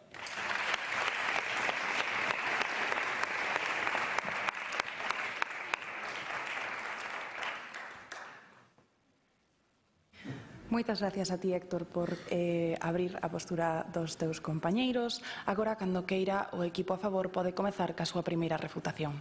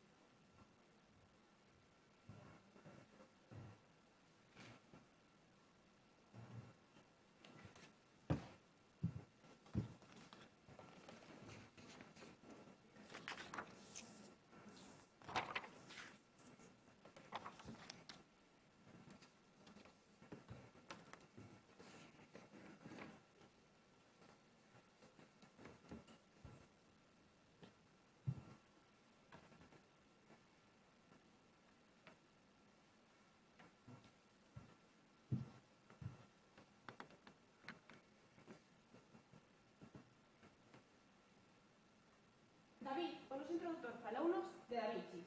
Da Vinci, a quen non lle soa ese nome? A Última Cea, a Mona Lisa, o Home de Vitruvio, mais a min, como a moitos galegos, soame a robot. Un robot maravilloso que adoro e que operou magníficamente a miña boa. Cada día nas 7 áreas sanitarias galegas, dúcias de galegos e galegas son intervidos empregando cirurxía robótica. Iso sí, os da Vinci han de ser intervidos empregando axuda de cirurxías humanos.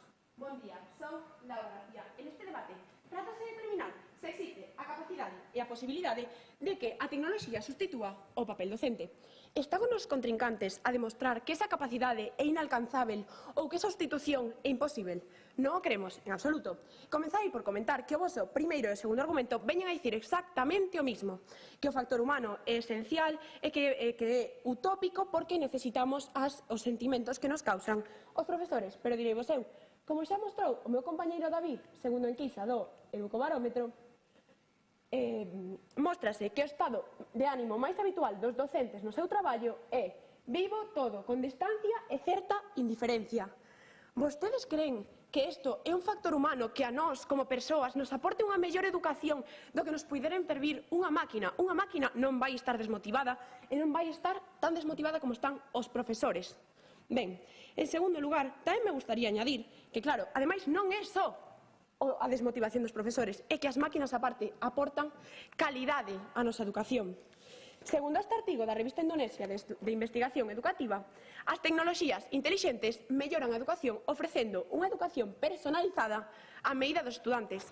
A quen non lle gusta unha inteligencia artificial que sepa as necesidades básicas de cada persoa e que se poda adaptar a todo o mundo? Bueno, e por non olvidarnos de definir o papel docente, que, por suposto, para nós é o que é coherente. Programar todo un curso educativo e, obviamente, avaliar os estudantes que o cursan. Sí? Con respecto ás tarefas que realiza o profesorado, deixamos desa atrás cultivar emocionalidade, ética e sensibilidade que docentes como os de primaria tienen que priorizar ese tipo de competencias. Onde quedan esas competencias? Vale, moi ben, eu admito que un docente ten que cultivar esas competencias, pero vostede cree que se o docente está tan desmotivado como se mostra esta gráfica, vai poder darlle unha empatía maravillosa a un neno? Porque, na miña opinión, penso que non. En terceiro lugar, gustaríame falar do voso terceiro argumento, o que chamades de clase, e decides que a inteligencia artificial non chega a todo o mundo. A ver, é que agora é imposible que chegue a todo o mundo. O caso é que xa se está intentando. Mirei, vou mostrar o programa educativo da escola David Game, que xa mostrou o meu compañeiro David. É unha escola de Reino Unido na que xa non hai profesores só son guías. Os que realizan o propio papel docente son as máquinas de inteligencia artificial. E isto non é que se faga porque sí, é que ten as súas vantaxes. Por exemplo, desenvolver as habilidades blandas, unha educación máis acelerada e máis personalizada, como xa dixen anteriormente, e aquí levouse a cabo, sabemos que é certo, sí? Con respecto ás benditas competencias que acabo de mencionar, se a solución non a podemos comparar a inteligencia artificial, porque non pode ser levar a cabo coa inteligencia artificial tal como abosamos con a nosa argumentación, non sería a solución buscar incentivos de cara ao profesorado para que se imparta mellor. Pero a ver, é que vostede non sabe como vai evolucionar a inteligencia artificial. Vostede sabe que a ciencia, a tecnoloxía vai evolucionando todos os días. Nunca sabemos aos límites que vai poder chegar, se nos vai poder entender, porque ChatGPT, por exemplo, xa sabe responder unhas preguntas e facer unhas cousas que eu fai 5 anos non esperaba que puidera facer, e máis agora mismo está o facendo. Ben, e non me gustaría rematar sen desenvolver un pouco a nosa liña, que se divide en capacidade e posibilidade. En canto a capacidade, falamos, por exemplo, deste estudo de universidades de América, Europa e Asia, no que sabemos que non podemos esquecer a lección que nos deu a COVID-19. Mostrounos o importante que é a IA nas nosas vidas, insustituível. En segundo lugar, pola cuestión de posibilidade, temos, en primeiro lugar, a cuestión de calidade. Aporta a tecnoloxía a calidade de educación? Neste estudo da Universidade de Montreal intentáronse buscar escolas nas que non houbera inteligencia artificial ou tecnoloxía. Sabedes o que pasou? Que non se atoparon. E por qué? Pola calidade que a inteligencia artificial aporta. E, por último, falareinos do noso argumento sociolóxico, o sea, de necesidade. Nestes orzamentos da Consellería de Educación mostranse como hai en total 3.000 millóns de euros. Destes 3.000 millóns de euros, 1.780 millóns apórtanse os profesores. Profesores que, obviamente, están totalmente desmotivados e diñeiro que poderíamos aforrar en becas ou noite inteligencia artificial. Ben, acordades vos do rebós da Vinci, que tiña unha limitación cos científicos. Esta limitación está a piques de superarse. Moitas grazas.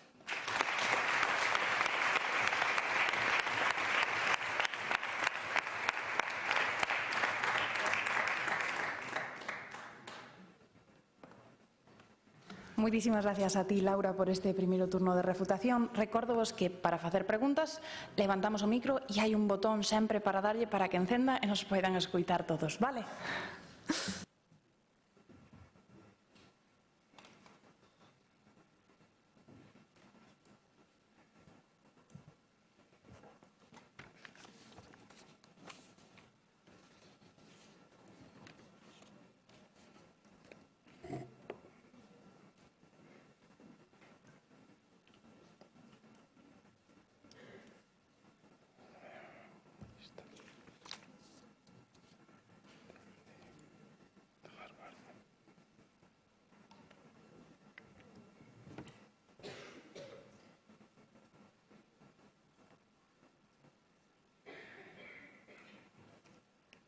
Señoras e señores, hai quen cree que este espello brillará tanto que deixará de ser espello, que será máis técnico, máis veloz e máis eficiente. E con esta crenza, outorgamos a sanidade, a educación e a cultura. Non obstante, formule esa pregunta: quen decide o que debe ser reflexado neste espello? E quen se atreve a mirar sin distorsión?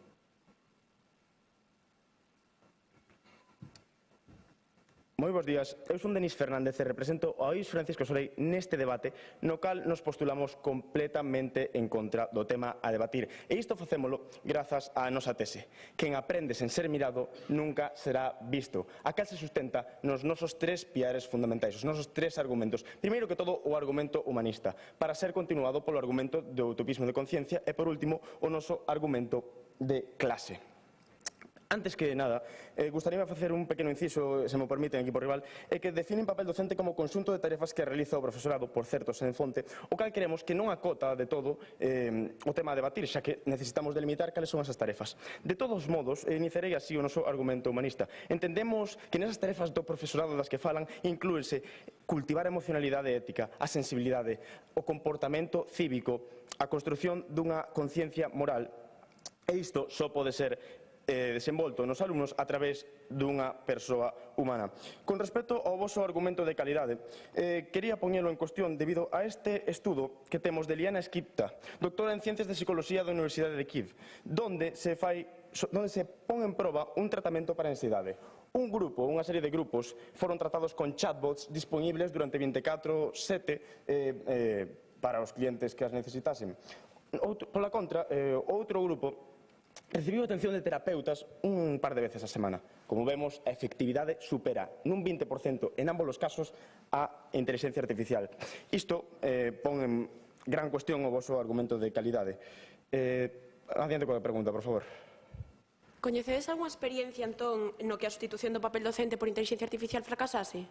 Pode repetir a pregunta, reformulada? Coñecedes algunha experiencia de algún colexio ou centro no que a sustitución do papel docente por inteligencia artificial fracasase, porque nós temos unha na que triunfou? Bueno, é que as experiencias, se non me equivoco, falan do estudo de Londres que mostraron. Bueno, primeiro que todo é que mostraron un estudo de Londres onde poñía unha mostra, hai que analizar esa mostra, non unha serie de alumnos que empregaron a inteligencia artificial e os resultados foron magníficos. Bueno, esa mostra pode ser unha serie de alumnos superformados e ao mellor nun barrio suburbial de Madrid e os resultados non son os mesmos. De todos modos, nós non temos experiencias persoais, nós temos estudos e temos experimentos que pareceme que son evidencias maiores ás experiencias e exemplos que vostedes presentan. Imos presentar o noso argumento do utopismo da conciencia, que parece que non quedou ben explicado. E isto deixa un pouco en evidencia o vosso argumento de capacidade. Volvo a presentar esta táboa que xa presentou Héctor para explicala de xeito máis claro, por se non quedou todavía clarificada. O estado cerebral só a nivel molecular, o cal vemos representado con esta liña, non podería ser igualado ou superado polo mellor superordenador, aínda que este duplicase a súa velocidade constantemente durante 100 anos. O sea, nin esperando 100 anos, duplicando este superordenador a súa velocidade cada 14 meses, non alcanzaría o estado cerebral a nivel molecular, nin siquiera atómico. Isto pon en evidencia que o seu argumento de capacidade non é tal. Non temos esa capacidade para sustituir o papel docente. Sí, adiante coa pregunta, por favor. Teñen entón en conta vostedes que a experiencia de David Game non é unha proba, senón unha escola real e que ademais non hai só unha, senón 3 máis nos Estados Unidos? Vamos a ver.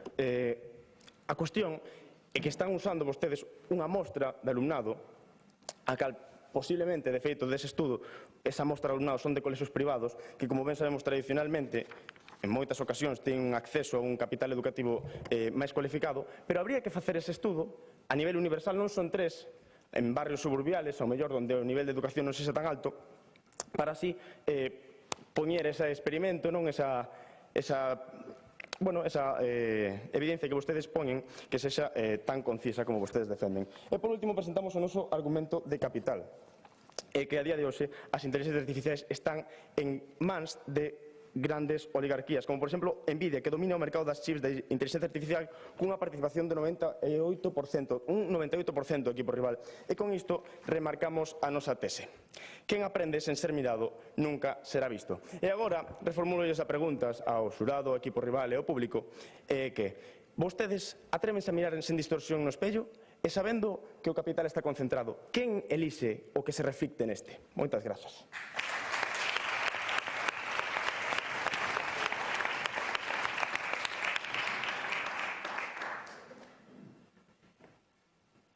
Moitísimas gracias a ti, Denis, por facer ese primeiro turno de refutación.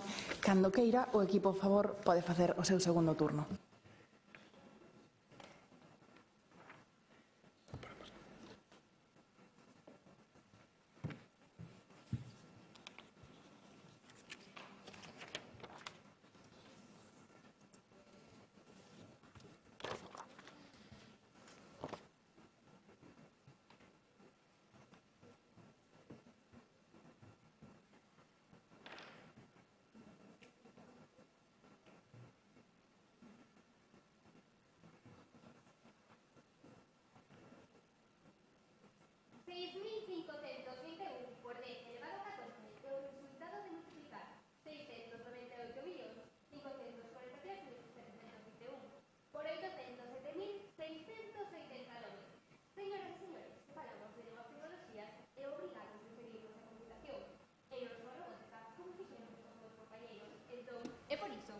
Que falo de números. Outra cifra, 15 segundos. Eu que tal vou facer a multiplicación anterior en 1878, a primeira calculadora capaz de multiplicar. É dicir, podías usar a pico do Ies muralla romana. E gustaría de comezar reparando no exorcio da línea argumental do equipo contrario, no cal expoñen como aí ensina como vivir sen ter vivido. Pero permítanme a min agora ensinarvos como funciona o papel docente actual, a educación, señores e señores, tradicional que hoxe en día temos. Pois saben, para comezarei explicando que xa temos un exemplo dunha terceira experiencia onde a inteligencia artificial permite sustituir o papel docente. Falábamos de David Game, que non é unha mostra, é unha escola. E agora falamos tamén dunha terceira escola en Arkansas, por non ter contado outras dúas nos Estados Unidos, nos estados de Texas e California. Permítame ler. Segundo exemplo da experiencia, terceiro, desculpaden, nos Estados Unidos, da experiencia dunha escola semestres guiada pola inteligencia artificial vixente, como xa dixen, en California e Texas, dende fai máis dun ano, e vela aquí unha proposta para a súa implantación en Arkansas. Dicía que mellora os problemas da educación tradicional e permítenme expoñerlles un dos máis graves que estes mesmos formulan. Saben? Sometidos a mesma proba, o mellor alumno de terceiro grado saca a mesma nota, o mesmo resultado que un alumno promedio do último grado. Señoras e señores, sí, a inteligencia artificial permite mellorar estes problemas e non sen ter vivido. Gustaríame falar da vosa tese. Quen aprende sen ser mirado nunca será visto. Pero permítame preguntarlles, quen tería mirado por nós senón a inteligencia artificial para educarnos durante a pandemia do COVID-19? Porque, señoras e señores, sen inteligencia artificial non tivéramos sido educados. Permítame ler deste artigo publicado polo Sevier no ano 2022 sobre o impacto positivo da inteligencia artificial e da aprendizaxe automática durante o COVID-19. Fan un análise de numerosos artigos sobre o emprego da tecnoloxía durante a COVID-19, repito. Conclúese en que o emprego da tecnoloxía terá un campo de uso sen límites no futuro e que, ademais, constata que a pandemia supuxo un notável incremento do uso da inteligencia artificial para a aprendizaxe. A súa pregunta?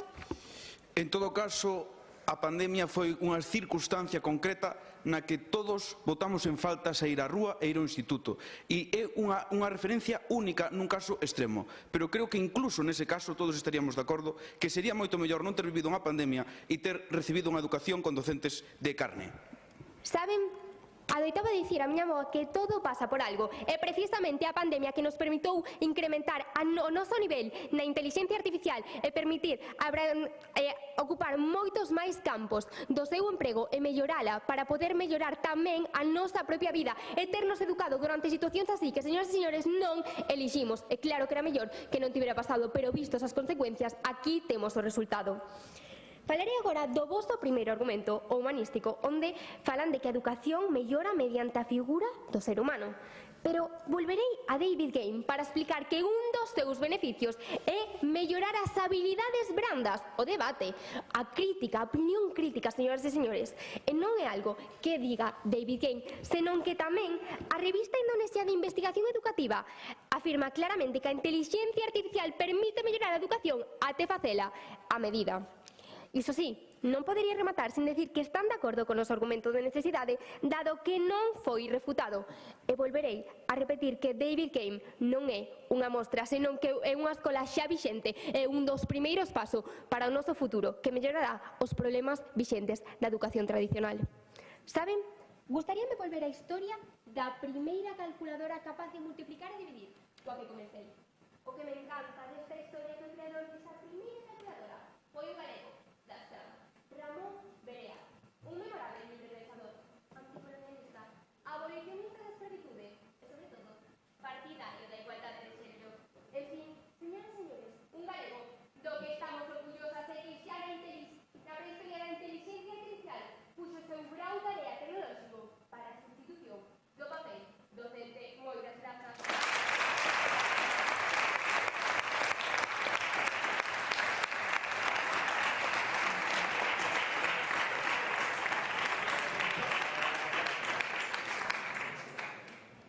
Moitas gracias a ti, Sara, por este segundo turno de refutación.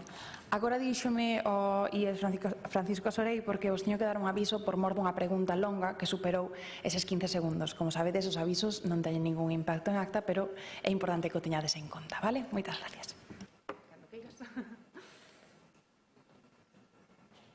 Cando un espello rompe, non desaparece.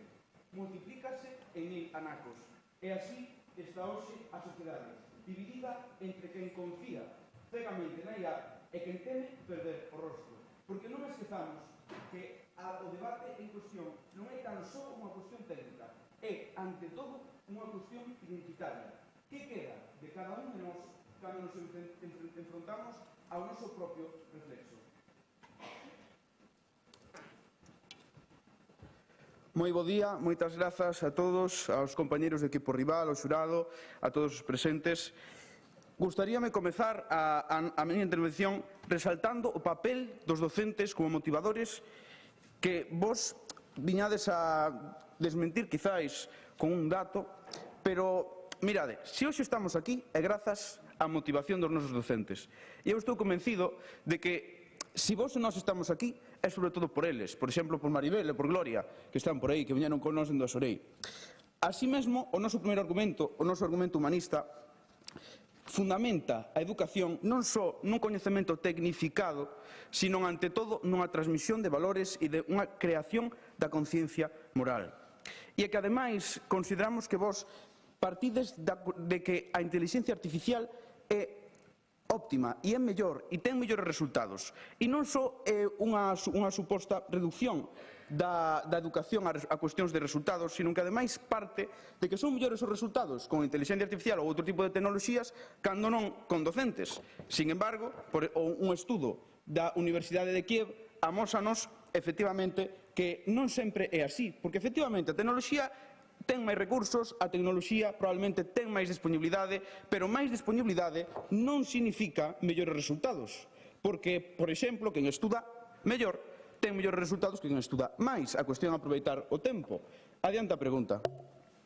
Entón, como teñen en conta vostedes que só un 25% dos estudantes de magisterio teñen unha formación científica e a meirande parte teñen un bacharelato mediocre?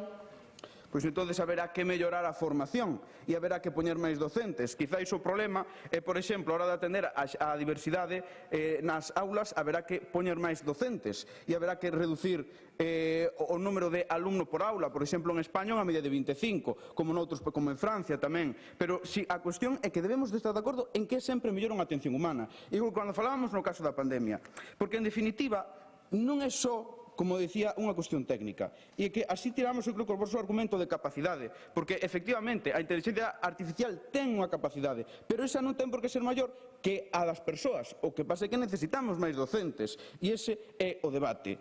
Ademais, hai que ver as condicións a nivel económico o que poda levar. E así, o vosso argumento pedagóxico, cando falabades dese estudo de Londres, pois nós pensamos que aí hai unha mostra reducida, como explicaba o noso compañero, e ademais en centros privados. E que nós pensamos que realmente eso que favorece unha concentración do mercado, por exemplo, do bursátil ou da IA, e estamos nun contexto de acumulación de capital. Adiante a pregunta, por favor. Entón, crees que a automatización total é imposible, tendo en conta os casos que acabamos de mostrar, non crees que se podería facer en todo o sistema educativo igual en algún momento? Nos pensamos que realmente a automatización da educación non é posible, nin ten por que selo, non é óptima, porque efectivamente podemos poñer robots, pero é que o papel docente non se reduce a unha cuestión técnica, é ante todo unha cuestión de transmisión de valores e non podemos reducir a educación a un aprendizaxe dun coñecemento que non educa sociedades realmente democráticas, realmente libres, e iso implica sentimento, porque a razón, señores, ten que estar sempre ao servizo das paixóns, así o dicía o filósofo empirista Hume, e así ten que seguir sendo. Refírome de novo ao noso argumento de concentración de capital ou de clase, tamén chamado, no que criticamos a concentración do capital que supón para nós un verdadeiro óbice ao desenvolvemento das democracias. Pois, por exemplo, os 7 magníficos, que acumulan o 31% da capitalización total do mercado bursátil, ou tamén o grupo Nvidia, que concentra o 98% do capital no mercado dos chips. En definitiva, que grazas á nosa tese, quen educa sen ser mirado, quen aprende sen ser mirado nunca será visto, grazas aos nosos 3 argumentos, un argumento humanista, un argumento de utopismo da conciencia e un argumento de clase, tiramos abaixo a vosa argumentación. E a que, ademais, recórdovos que é unha cuestión identitaria. Atrevédevos realmente a mirar a realidade e non quedarvos no reflexo dun espello completamente sesgado. Moitas grazas.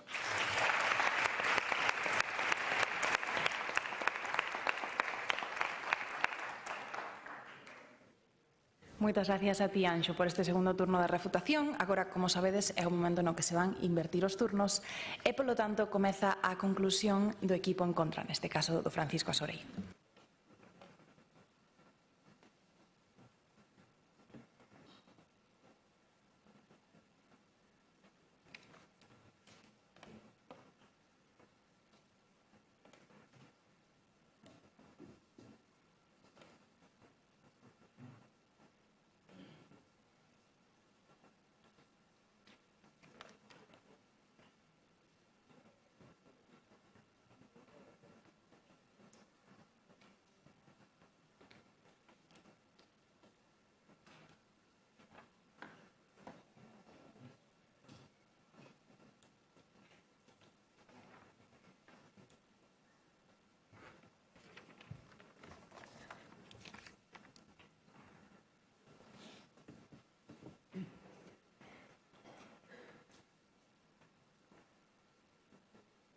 Volvamos al inicio.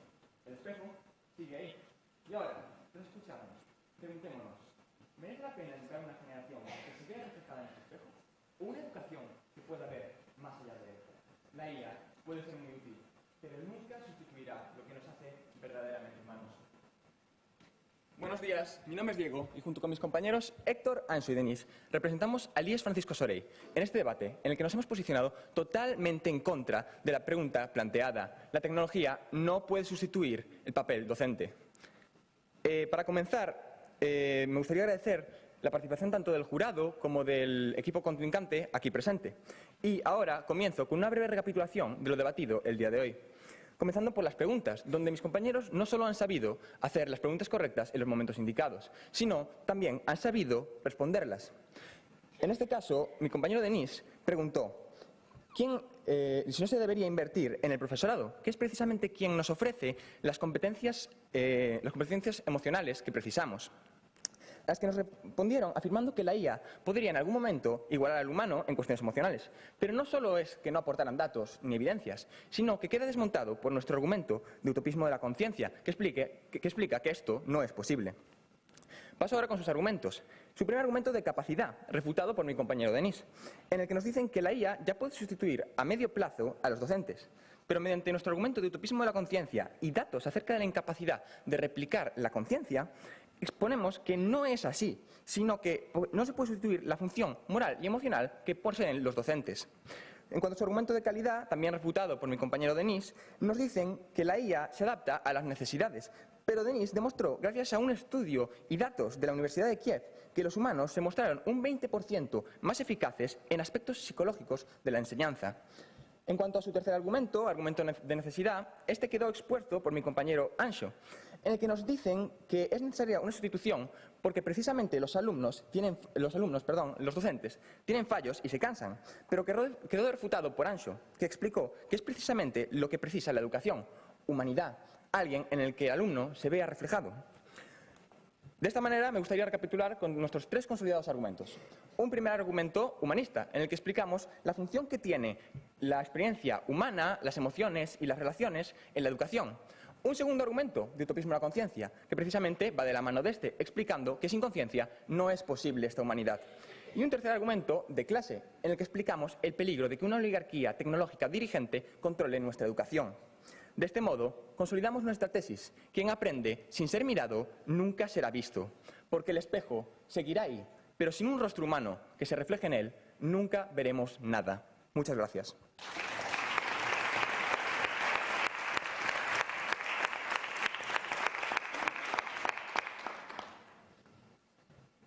Moitas gracias, Diego, por rematar a vosa postura. Cando que irá o equipo a favor tamén pode comezar a súa conclusión.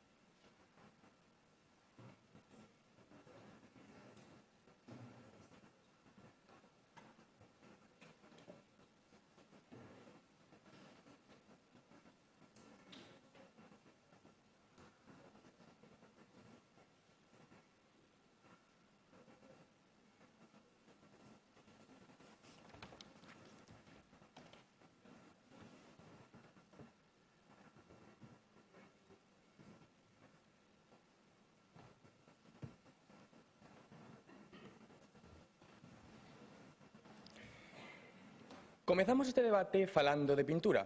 E que mellor maneira de rematalo que volvendo á arte. E máis concretamente con este cadro de Velázquez, a Frago de Vulcano. Isto trasladanos ao obradoiro do deus grego Hefesto, coñecido como Vulcano na mitoloxía romana. Bo día, o meu nome é Pablo Dorado Loureiro e son o encargado da quenda de conclusións do meu equipo OIES Muralla Romana de Lugo, que na nosa opinión nun debate que na nosa opinión xirou alrededor de dúas cuestións: a capacidade de tecnoloxía para substituir o papel docente e a posibilidade desa substitución. O equipo rival correspondíalle demostrar ou a incapacidade ou a imposibilidade, e nin unha nin outra foron demostradas en ningún momento ao longo do debate. Ben, se lles parece, permítanme non ser especialmente exhaustivo, porque creo preferible ser máis selectivo e sintético, de maneira que pueda determinar aqueles elementos dialécticos que puderon decidir o debate. E, en primeiro lugar, gustaríame expresar que o que estivemos a debatir é sobre se existe a capacidade de substituir o papel docente, non se sería mellor ou peor. E que, ademais, non rebatiron con evidencias o noso argumento de necesidade, polo que entendemos que, polo tanto, están de acordo con el. Ben, en canto á súa liña argumental, presentáronnos dous argumentos dada a similitude expresada pola miña compañeira Laura dos seus dous primeiros, e toda a súa liña argumental basease na seguinte idea: unha educación baseada en estar ligada ao factor humano. Pero que tal como explicou a miña compañeira, se a educación que temos está baseada nun sistema onde as persoas que imparten esa mesma educación explican, cando se lles pregunta nunha enquisa do Educobarómetro, que se encontran desmotivadas á hora de enfrontarse no seu día a día nas aulas, consideramos que, polo tanto, nós estivemos moito máis acertados neste eido. Pero que tamén fixemos non só nesta idea que centralizou o debate nos sobrepuxemos ao equipo contrario, senón que tamén o fixemos no resto das ideas secundarias que se elevaron a cabo nas argumentacións. E a este respecto, cando se lles preguntou ao equipo contrario sobre algún exemplo dun centro educativo ou escola onde fracasase a sustitución do papel docente polas tecnoloxías, non foron capaces de dalo. Nós, pola contra, sí que fomos capaces de amosar un exemplo como tal, porque estamos falando da Escola David Game e a Ambon Academy. 4 exemplos, señoras e señores. En fin, polo tanto, determinamos que o Muralla Romana se amosou superior neste debate, é dicir, que a postura en contra se sobrepuxo a postura a favor se sobrepuxo a postura en contra, disculpen, e que, polo tanto, demostramos que a capacidade de sustitución do papel docente existe e, ademais, que a posibilidade de realizalo a nivel social é unha realidade. Para finalizar esta conclusión, se lles parece, volverei á figura de Vulcano e Hefesto. É que na Ilíada, Homero explicaba que Hefesto creou 2 autómatas de ouro. Sustituir o traballo humano por máquinas é un antigo soño, señoras e señores, que na actualidade a tecnoloxía está a piques de cumprir coa substitución do papel docente. Moitísimas grazas.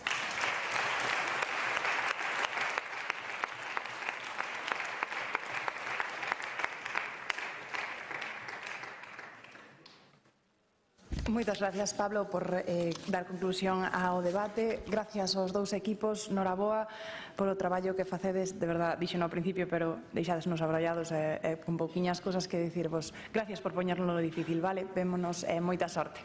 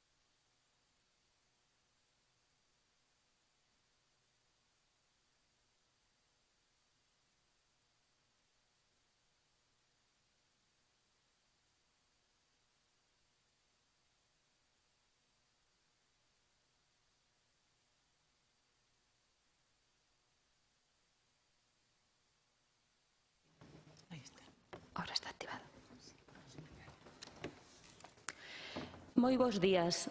Rematados os debates e antes de proceder á entrega de premios, en nome do Parlamento de Galicia, ten a palabra o señor presidente do Parlamento de Galicia, don Miguel Ángel Santalices Vieira.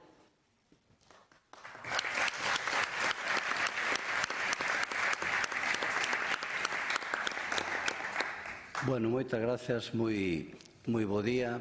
Saúdo a todos os que participaron, tamén ás familias e aos profesores, a quen me acompaña na mesa, que yo vou a presentar, está o Conselleiro de Cultura, Directora Xeral da Xuventude e os representantes dos grupos parlamentarios. Es que están todos os grupos que teñen representación nesta Cámara, están hoxe presentes aquí, o cual significa que dan moito valor ao que hoxe se traballou aquí e efectivamente podemos comprobar, logo falaremos máis por un miúdo da boa canteira que penso que temos e vamos a empezar logo, se vos parece, co acto de clausura deste Parlamento xa xove e para elo eu creo que nos ten que dirixir a palabra é o Conselleiro de Cultura. Entón, cando queira. Moi ben, moitísimas gracias, presidente. Bueno, aquí xa sabedes que todo é moi protocolario e, por tanto, antes de iniciar cada unha das palabras, o señor presidente do Parlamento, don Miguel Santalices, é o que ten que dar o turno de palabra a cada unha das persoas que teñen a honra de ocupar os escanos que hoxe estades ocupando vos. Así que gracias, presidente, pola palabra. Eu quero agradecer especialmente, tratándose dunha iniciativa da Consellería de Cultura, de Lingua e Xuventude, na que ademais xa levamos 16 anos, unha iniciativa moi consolidada, e na que ademais estamos de noraboa, porque este ano é o ano onde máis participación hubo, máis de 260 persoas, 68 equipos, que fostes os que fixestes unha labor extraordinaria. Tiven a oportunidade de visitar con Lara o traballo que fixestes cando estabades convocados no Carballiño, a verdad que me fascinou, quedei encantado e fascinado por a vosa entrega e polo voso traballo, e hoxe, pois ese eu creo que a gran final neste gran hemiciclo que nos acolle aquí, onde están representados, pois, empezando pola miña izquierda, Nicole Grueira, que é deputada do Partido Popular, Armando Gea, querido Armando, tamén outro ilustre diputado que representa a democracia ourensana. Está tamén Alberto Pazos, que é o voceiro do Partido Popular aquí no Parlamento, Patricia Iglesias, que é a representante tamén do Partido Socialista. Xa vos dixen que Lara é a directora xeral de Xuventude. Está tamén Iago Suárez, que é o representante do Bloque Nacionalista Galego. Como podedes ver, e dixo o presidente, estamos representados o espectro político desta Cámara, deste Parlamento, que ao final, como ben sabedes, emana da decisión popular das eleccións do pasado ano, no que os galegos votaron e decidiron que esta fose a representación na Cámara máis importante que existe en Galicia. Hoxe estades sentados no lugar que corresponde a aqueles representantes da soberanía popular. Non creo que eso xa de por sí dá certa enerxía, dá certa significación ao espacio no que estamos. Supoño que teríades, se fostes a primeira vez que chegastes ao Parlamento, a mesma sensación que tuven eu. Eu tuven a gran fortuna de entrar no Parlamento galego no ano 2009, eu viña era empregado directivo de banca, e tiven a sorte de ir nas primeiras listas de Alberto Núñez Feijóo no ano 2009, tomei posesión no Parlamento, creo que alá por un mes de principios de marzo, fora no mes de marzo do ano 2009, e a primeira vez que entrei nesta Cámara sempre pensei que era moito máis grande do que é.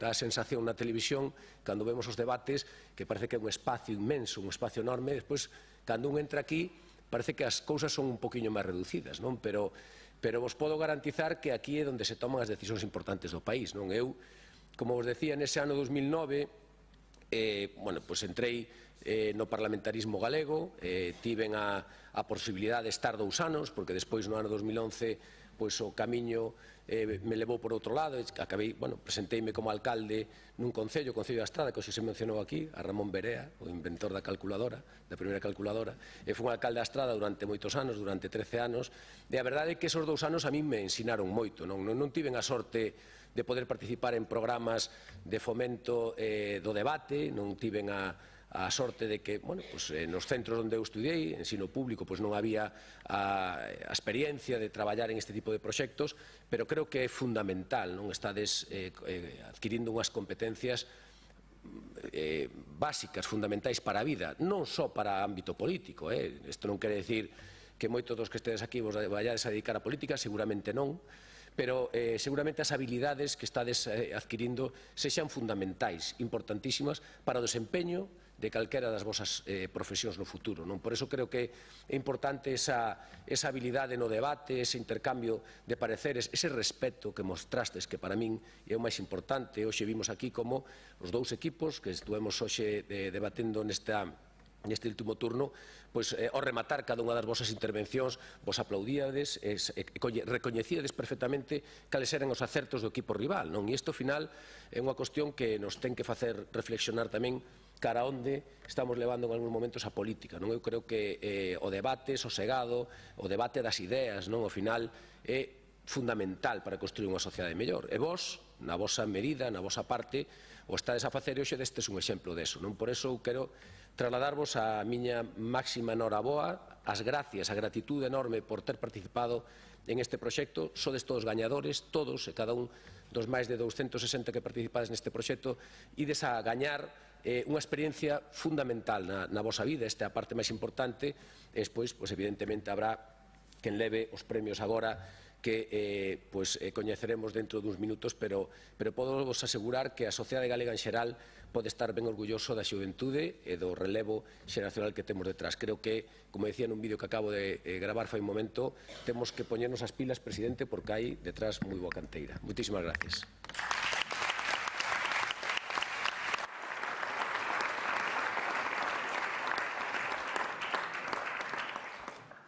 Bueno, pois moitas gracias. Eu vou facer unhas pequenas reflexións breves.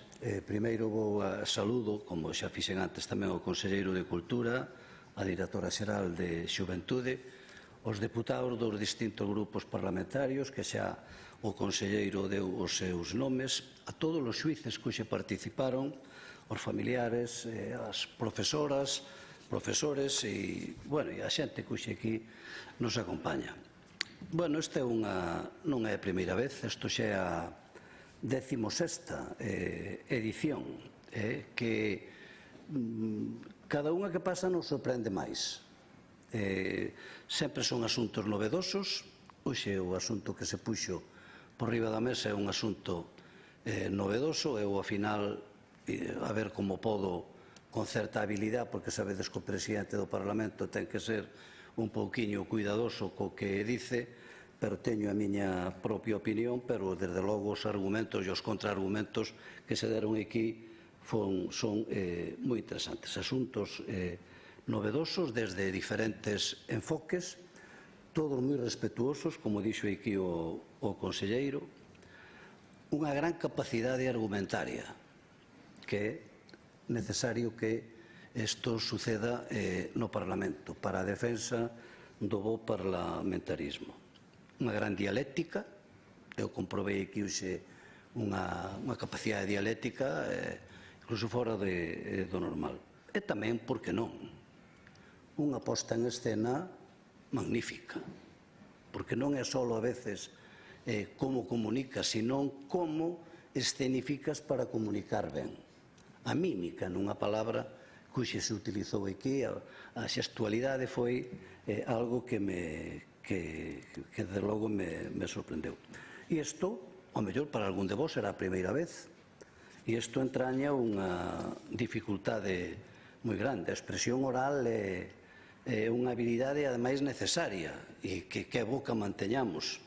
E isto é bo que sea cuidado polo sistema e que tamén sea cuidado polas propias familias. Pero, como dicía antes, esta aposta pola oratoria ten os seus primeiros riscos cando se fai por primeira vez. O conselleiro contou cando debutou aquí, pois eu tamén vos vou contar como debutei eu aquí, xa fai moitos anos, e, fai anos. Me avisaron de que po próximo pleno, para nós, cunha semana de antelación, nos din que tema é o que temos que debater e nos lo anuncian para que, evidentemente, teñamos un tempo para preparar ese debate. Bueno, a min a primeira vez que me chamo portavoz e me dice no próximo pleno tes unha intervención, entón tela que preparar, a intervención era 10 minutos, era sobre un tema sanitario porque eu era o portavoz de Sanidade. E esa semana vos podo dicir que foi terrorífica, porque eu botábame horas diante do espello, ensayando, incluso cheguei hasta por unha corbata porque había que levar, que a corbata ten que estar ben ensamblada porque eu sei que iba a haber moita imaxe, tiña que controlar o tempo, non pasarme de 10 minutos, fixen un montón de ensayos, a miña muller xa estaba aburrida dos ensayos que eu iba facendo, controlando, facía ya ela partícipe do que eu iba dicindo para que ela me fora crítica que a miña intervención, pois aquí vai ben, aquí vai mal, enfatízamo, bueno, en fin, foi unha preparación como se fora notarías. Total, que chega o día da intervención e o presidente do Parlamento me dá a palabra, me dice, ten a palabra o señor Santalices tal do Grupo Parlamentario Popular. Bueno, según baixaba por ese pasillo, as pernas non as sintes. Xa vas aquí, colocaste aquí, hai un silencio grande, e ti empezas a relatar o que sintes, como introdución. Eu era a miña primeira vez no Parlamento e entón empecé a falar do orgullo que sentía de ser a primeira vez que eu podía falar nun Parlamento despois de haber elegido por a representante da sociedade, que eu coa satisfacción que viña tal, e levaba xa un certo tempo, e o presidente do Parlamento, que era o señor García Leira, hoxe gran amigo meu, me dixo, oiga, señor deputado, vaya a cuestión, porque é que senón nos van a dar aquí os mundiales de fútbol. Claro, aquelo, dito así, para un diputado que está debutando no uso da palabra, o que levaba para 10 minutos o fixen en 3. Pasei as follas cunha velocidade que non te podes imaginar. E cando rematei, e iba hacia o meu escaño, que é ali, no último que ali, iba, pois claro, cabizbaixo e coa sensación de vai ridículo que acabo de facer. E o que estaba esperando era que nese trayecto algún dos meus compañeiros me dera un ánimo, me dixera, oye, tal, pois o único que escoitei foi a un compañeiro, non vou dicir o nome del, que o único que se ocurre dicirme é pasáchete de frenada, tío.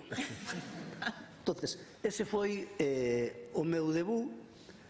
Con isto que quero dicir, que non se pode un arrugar ante situacións que poden salir mala e aquí hoxe comprobamos que vos tendes unha capacidade de tolerancia, de respeto ao adversario, como se puxo de manifesto aquí, un debate civilizado, que é o que é necesario, e sobre todo que triunfe a razón e non a forza. E eu creo que iso foi fundamental. Este Parlamento, e eu teño que dicilo claramente, non se caracteriza por ser un Parlamento estridente. Pode de vez en cuando haber algunha cousiña fruto do que é a pasión parlamentaria, vámoslo dicir. Pero é un Parlamento respetuoso.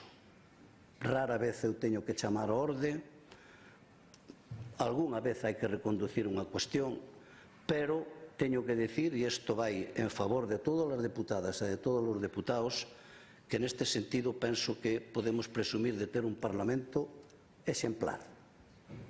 Eu non vou falar doutros, conozco todos os parlamentos de España, porque xa levo un tempo na presidencia, e creo que podemos decir con orgullo que este é un Parlamento que se mantén baixo o rigor do parlamentarismo. Pode haber algunha cousa, pero teño que dicirlo, e están aquí os meus compañeiros que con toda seguridade estarán de acordo co que eu estou dicindo. E sobre o tema que hoxe se planteou aquí, claro, eu teño que ir cunha certa prudencia nese tema, pero vos recomendo que leades un libro de un docente que foi, ademais, foi premiado como un dos mellores docentes de España, que é o profesor Alessandro Soteliño Losada. E ele escribiu un libro, e dentro dese libro fai unha pregunta a unha mestre de referencia, a unha profesora de referencia como é doña Antía Cal. E a pregunta que lle fai é como queremos os galegos e as galegas como queremos que sexan os galegos e as galegas no novo século? E a resposta que dá Antía Cal é formados, capacitados, instruídos, pero sobre todo educados, socializados nos valores da liberdade e do respeto á información e á solidaridade, á autoestima e ao coñecemento sen complexos. Eu creo que non hai que dicir nada máis. Depois do que dice ela, eu defendo que aquí foi a palabra que hoxe se utilizou, ademais, moito, o humanismo. O humanismo é fundamental en todos os sentidos da vida, porque o humanismo é colocar as persoas no centro. E iso eu penso que é algo, un valor fundamental, que oxalá eso perdure por moitos anos. Moito ánimo. Eu estou moi tranquilo porque vexo que hai unha gran canteira. E iso, pois, tamén dá certa tranquilidade para que no futuro sigamos tendo un parlamento e parlamentarios ou parlamentarias que lle den, que enriquezcan o debate. Eu vos animo a que continuedes, vou dicir, profundizando nas capacidades oratorias, pero sobre todo tamén nos valores que hoxe aquí foron xa comentados. Moito ánimo, moitas gracias. Gracias tamén aos profesores, porque vos sodes un valor incalculable para que isto siga funcionando tan correctamente como está. E gracias tamén ás familias, porque sodes, digamos, os máis cercanos para transmitir os valores que nunca deberían de faltar. E nada máis, moitas gracias e que teñades todos un bo día. Gracias.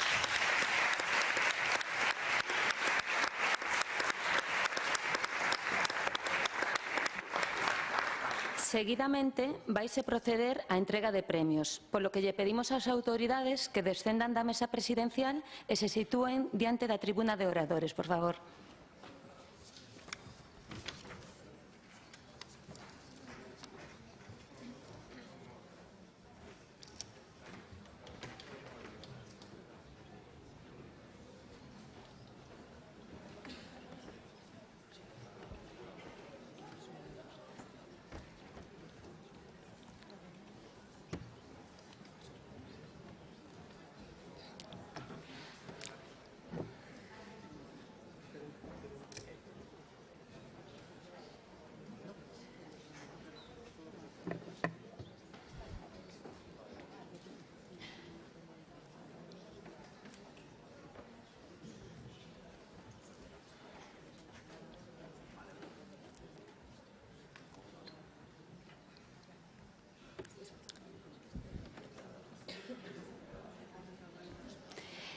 En primeiro lugar, comezamos co premio aos mellores oradores.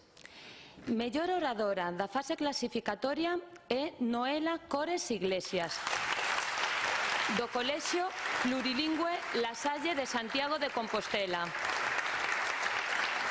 Fará entrega do premio dona Patricia Iglesias Rey, vicesecretaria da Mesa do Parlamento e representante do Grupo dos Socialistas de Galicia.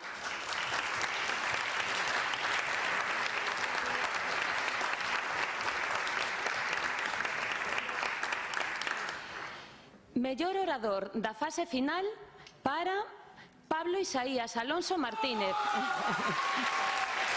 do Colexio Sagrada Familia Filipenses. Fará entrega do premio o portavoz do Grupo Mixto, don Armando Ojea Bouzo. Bueno.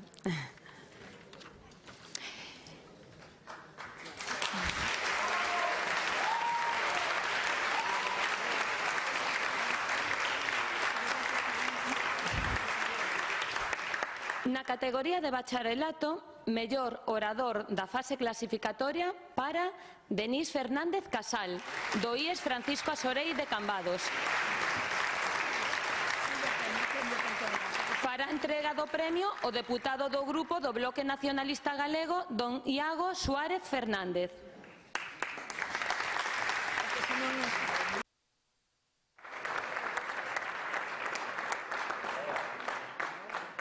Mellor orador da fase final para Anxo Pérez Prego, do IES Francisco Asorei.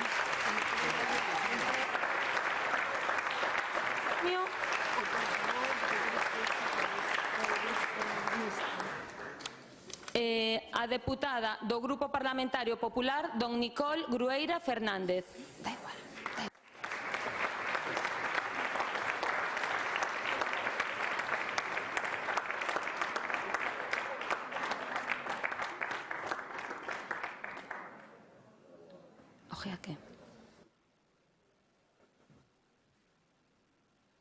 Na categoría de universidade, mellor orador da fase clasificatoria e tamén mellor orador da fase final para Iván Fernández Fernández, do Campus Vigo, equipo 1. Fará entrega do premio o portavoz do Grupo Mixto, Armando Ojea.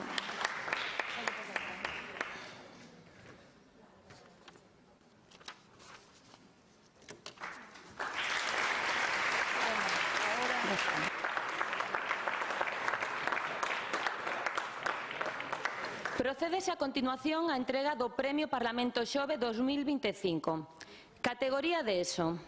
Fará entrega dos premios aos equipos gañadores ao equipo gañador, e ao equipo finalista a directora xeral de Xuventude, dona Lara Meneses Álvarez.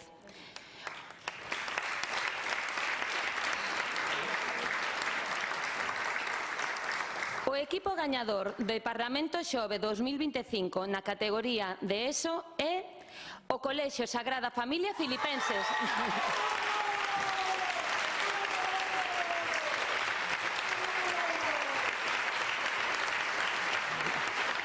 Polo tanto, o equipo finalista de ESO é o Colexio Plurilingüe La Salle.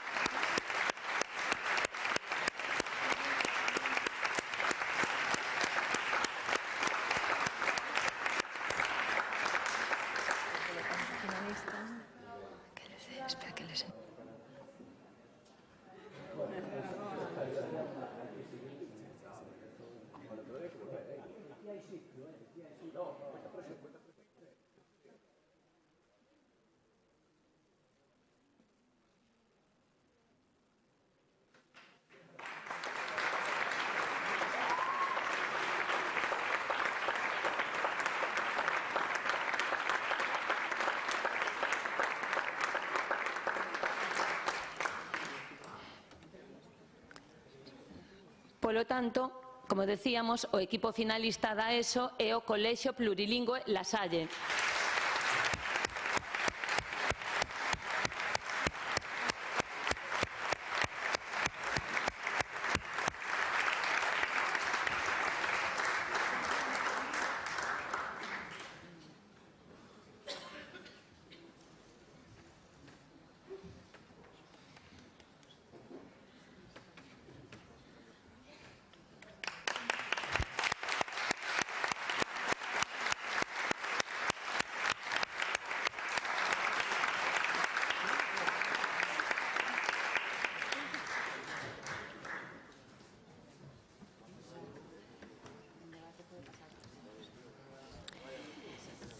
Na categoría de bacharelato fará a entrega dos premios o conselleiro de Cultura, Lingua e Xuventude, don José López Campos.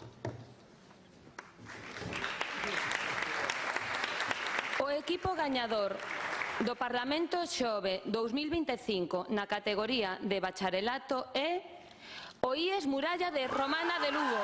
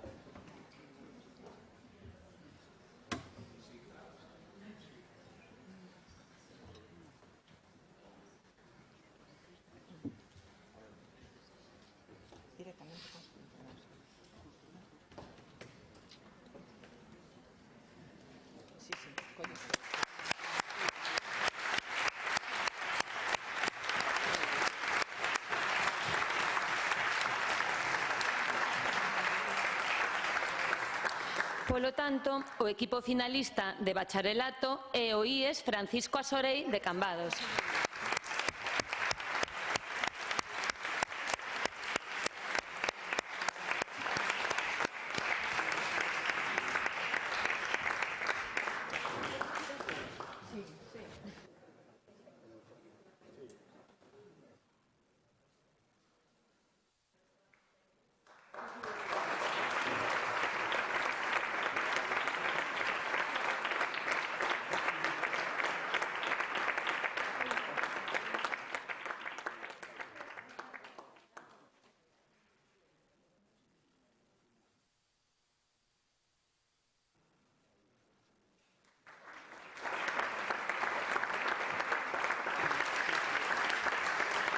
Na categoría de Universidade fará a entrega dos premios o presidente do Parlamento de Galicia, don Miguel Ángel Santalices Vieira. O equipo gañador do Parlamento Xove 2025 na categoría de Universidade é o Campus Santiago Equipo 2.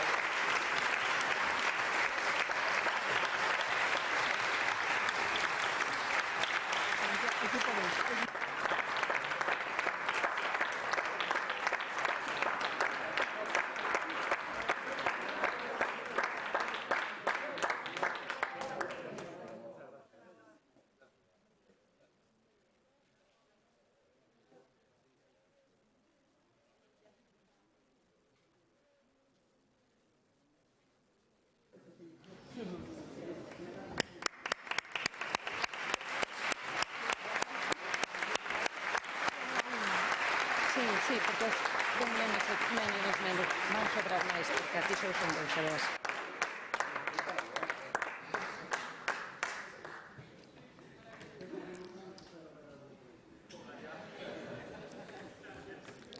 E, polo tanto, o equipo finalista é o do Campus Vigo, equipo 1.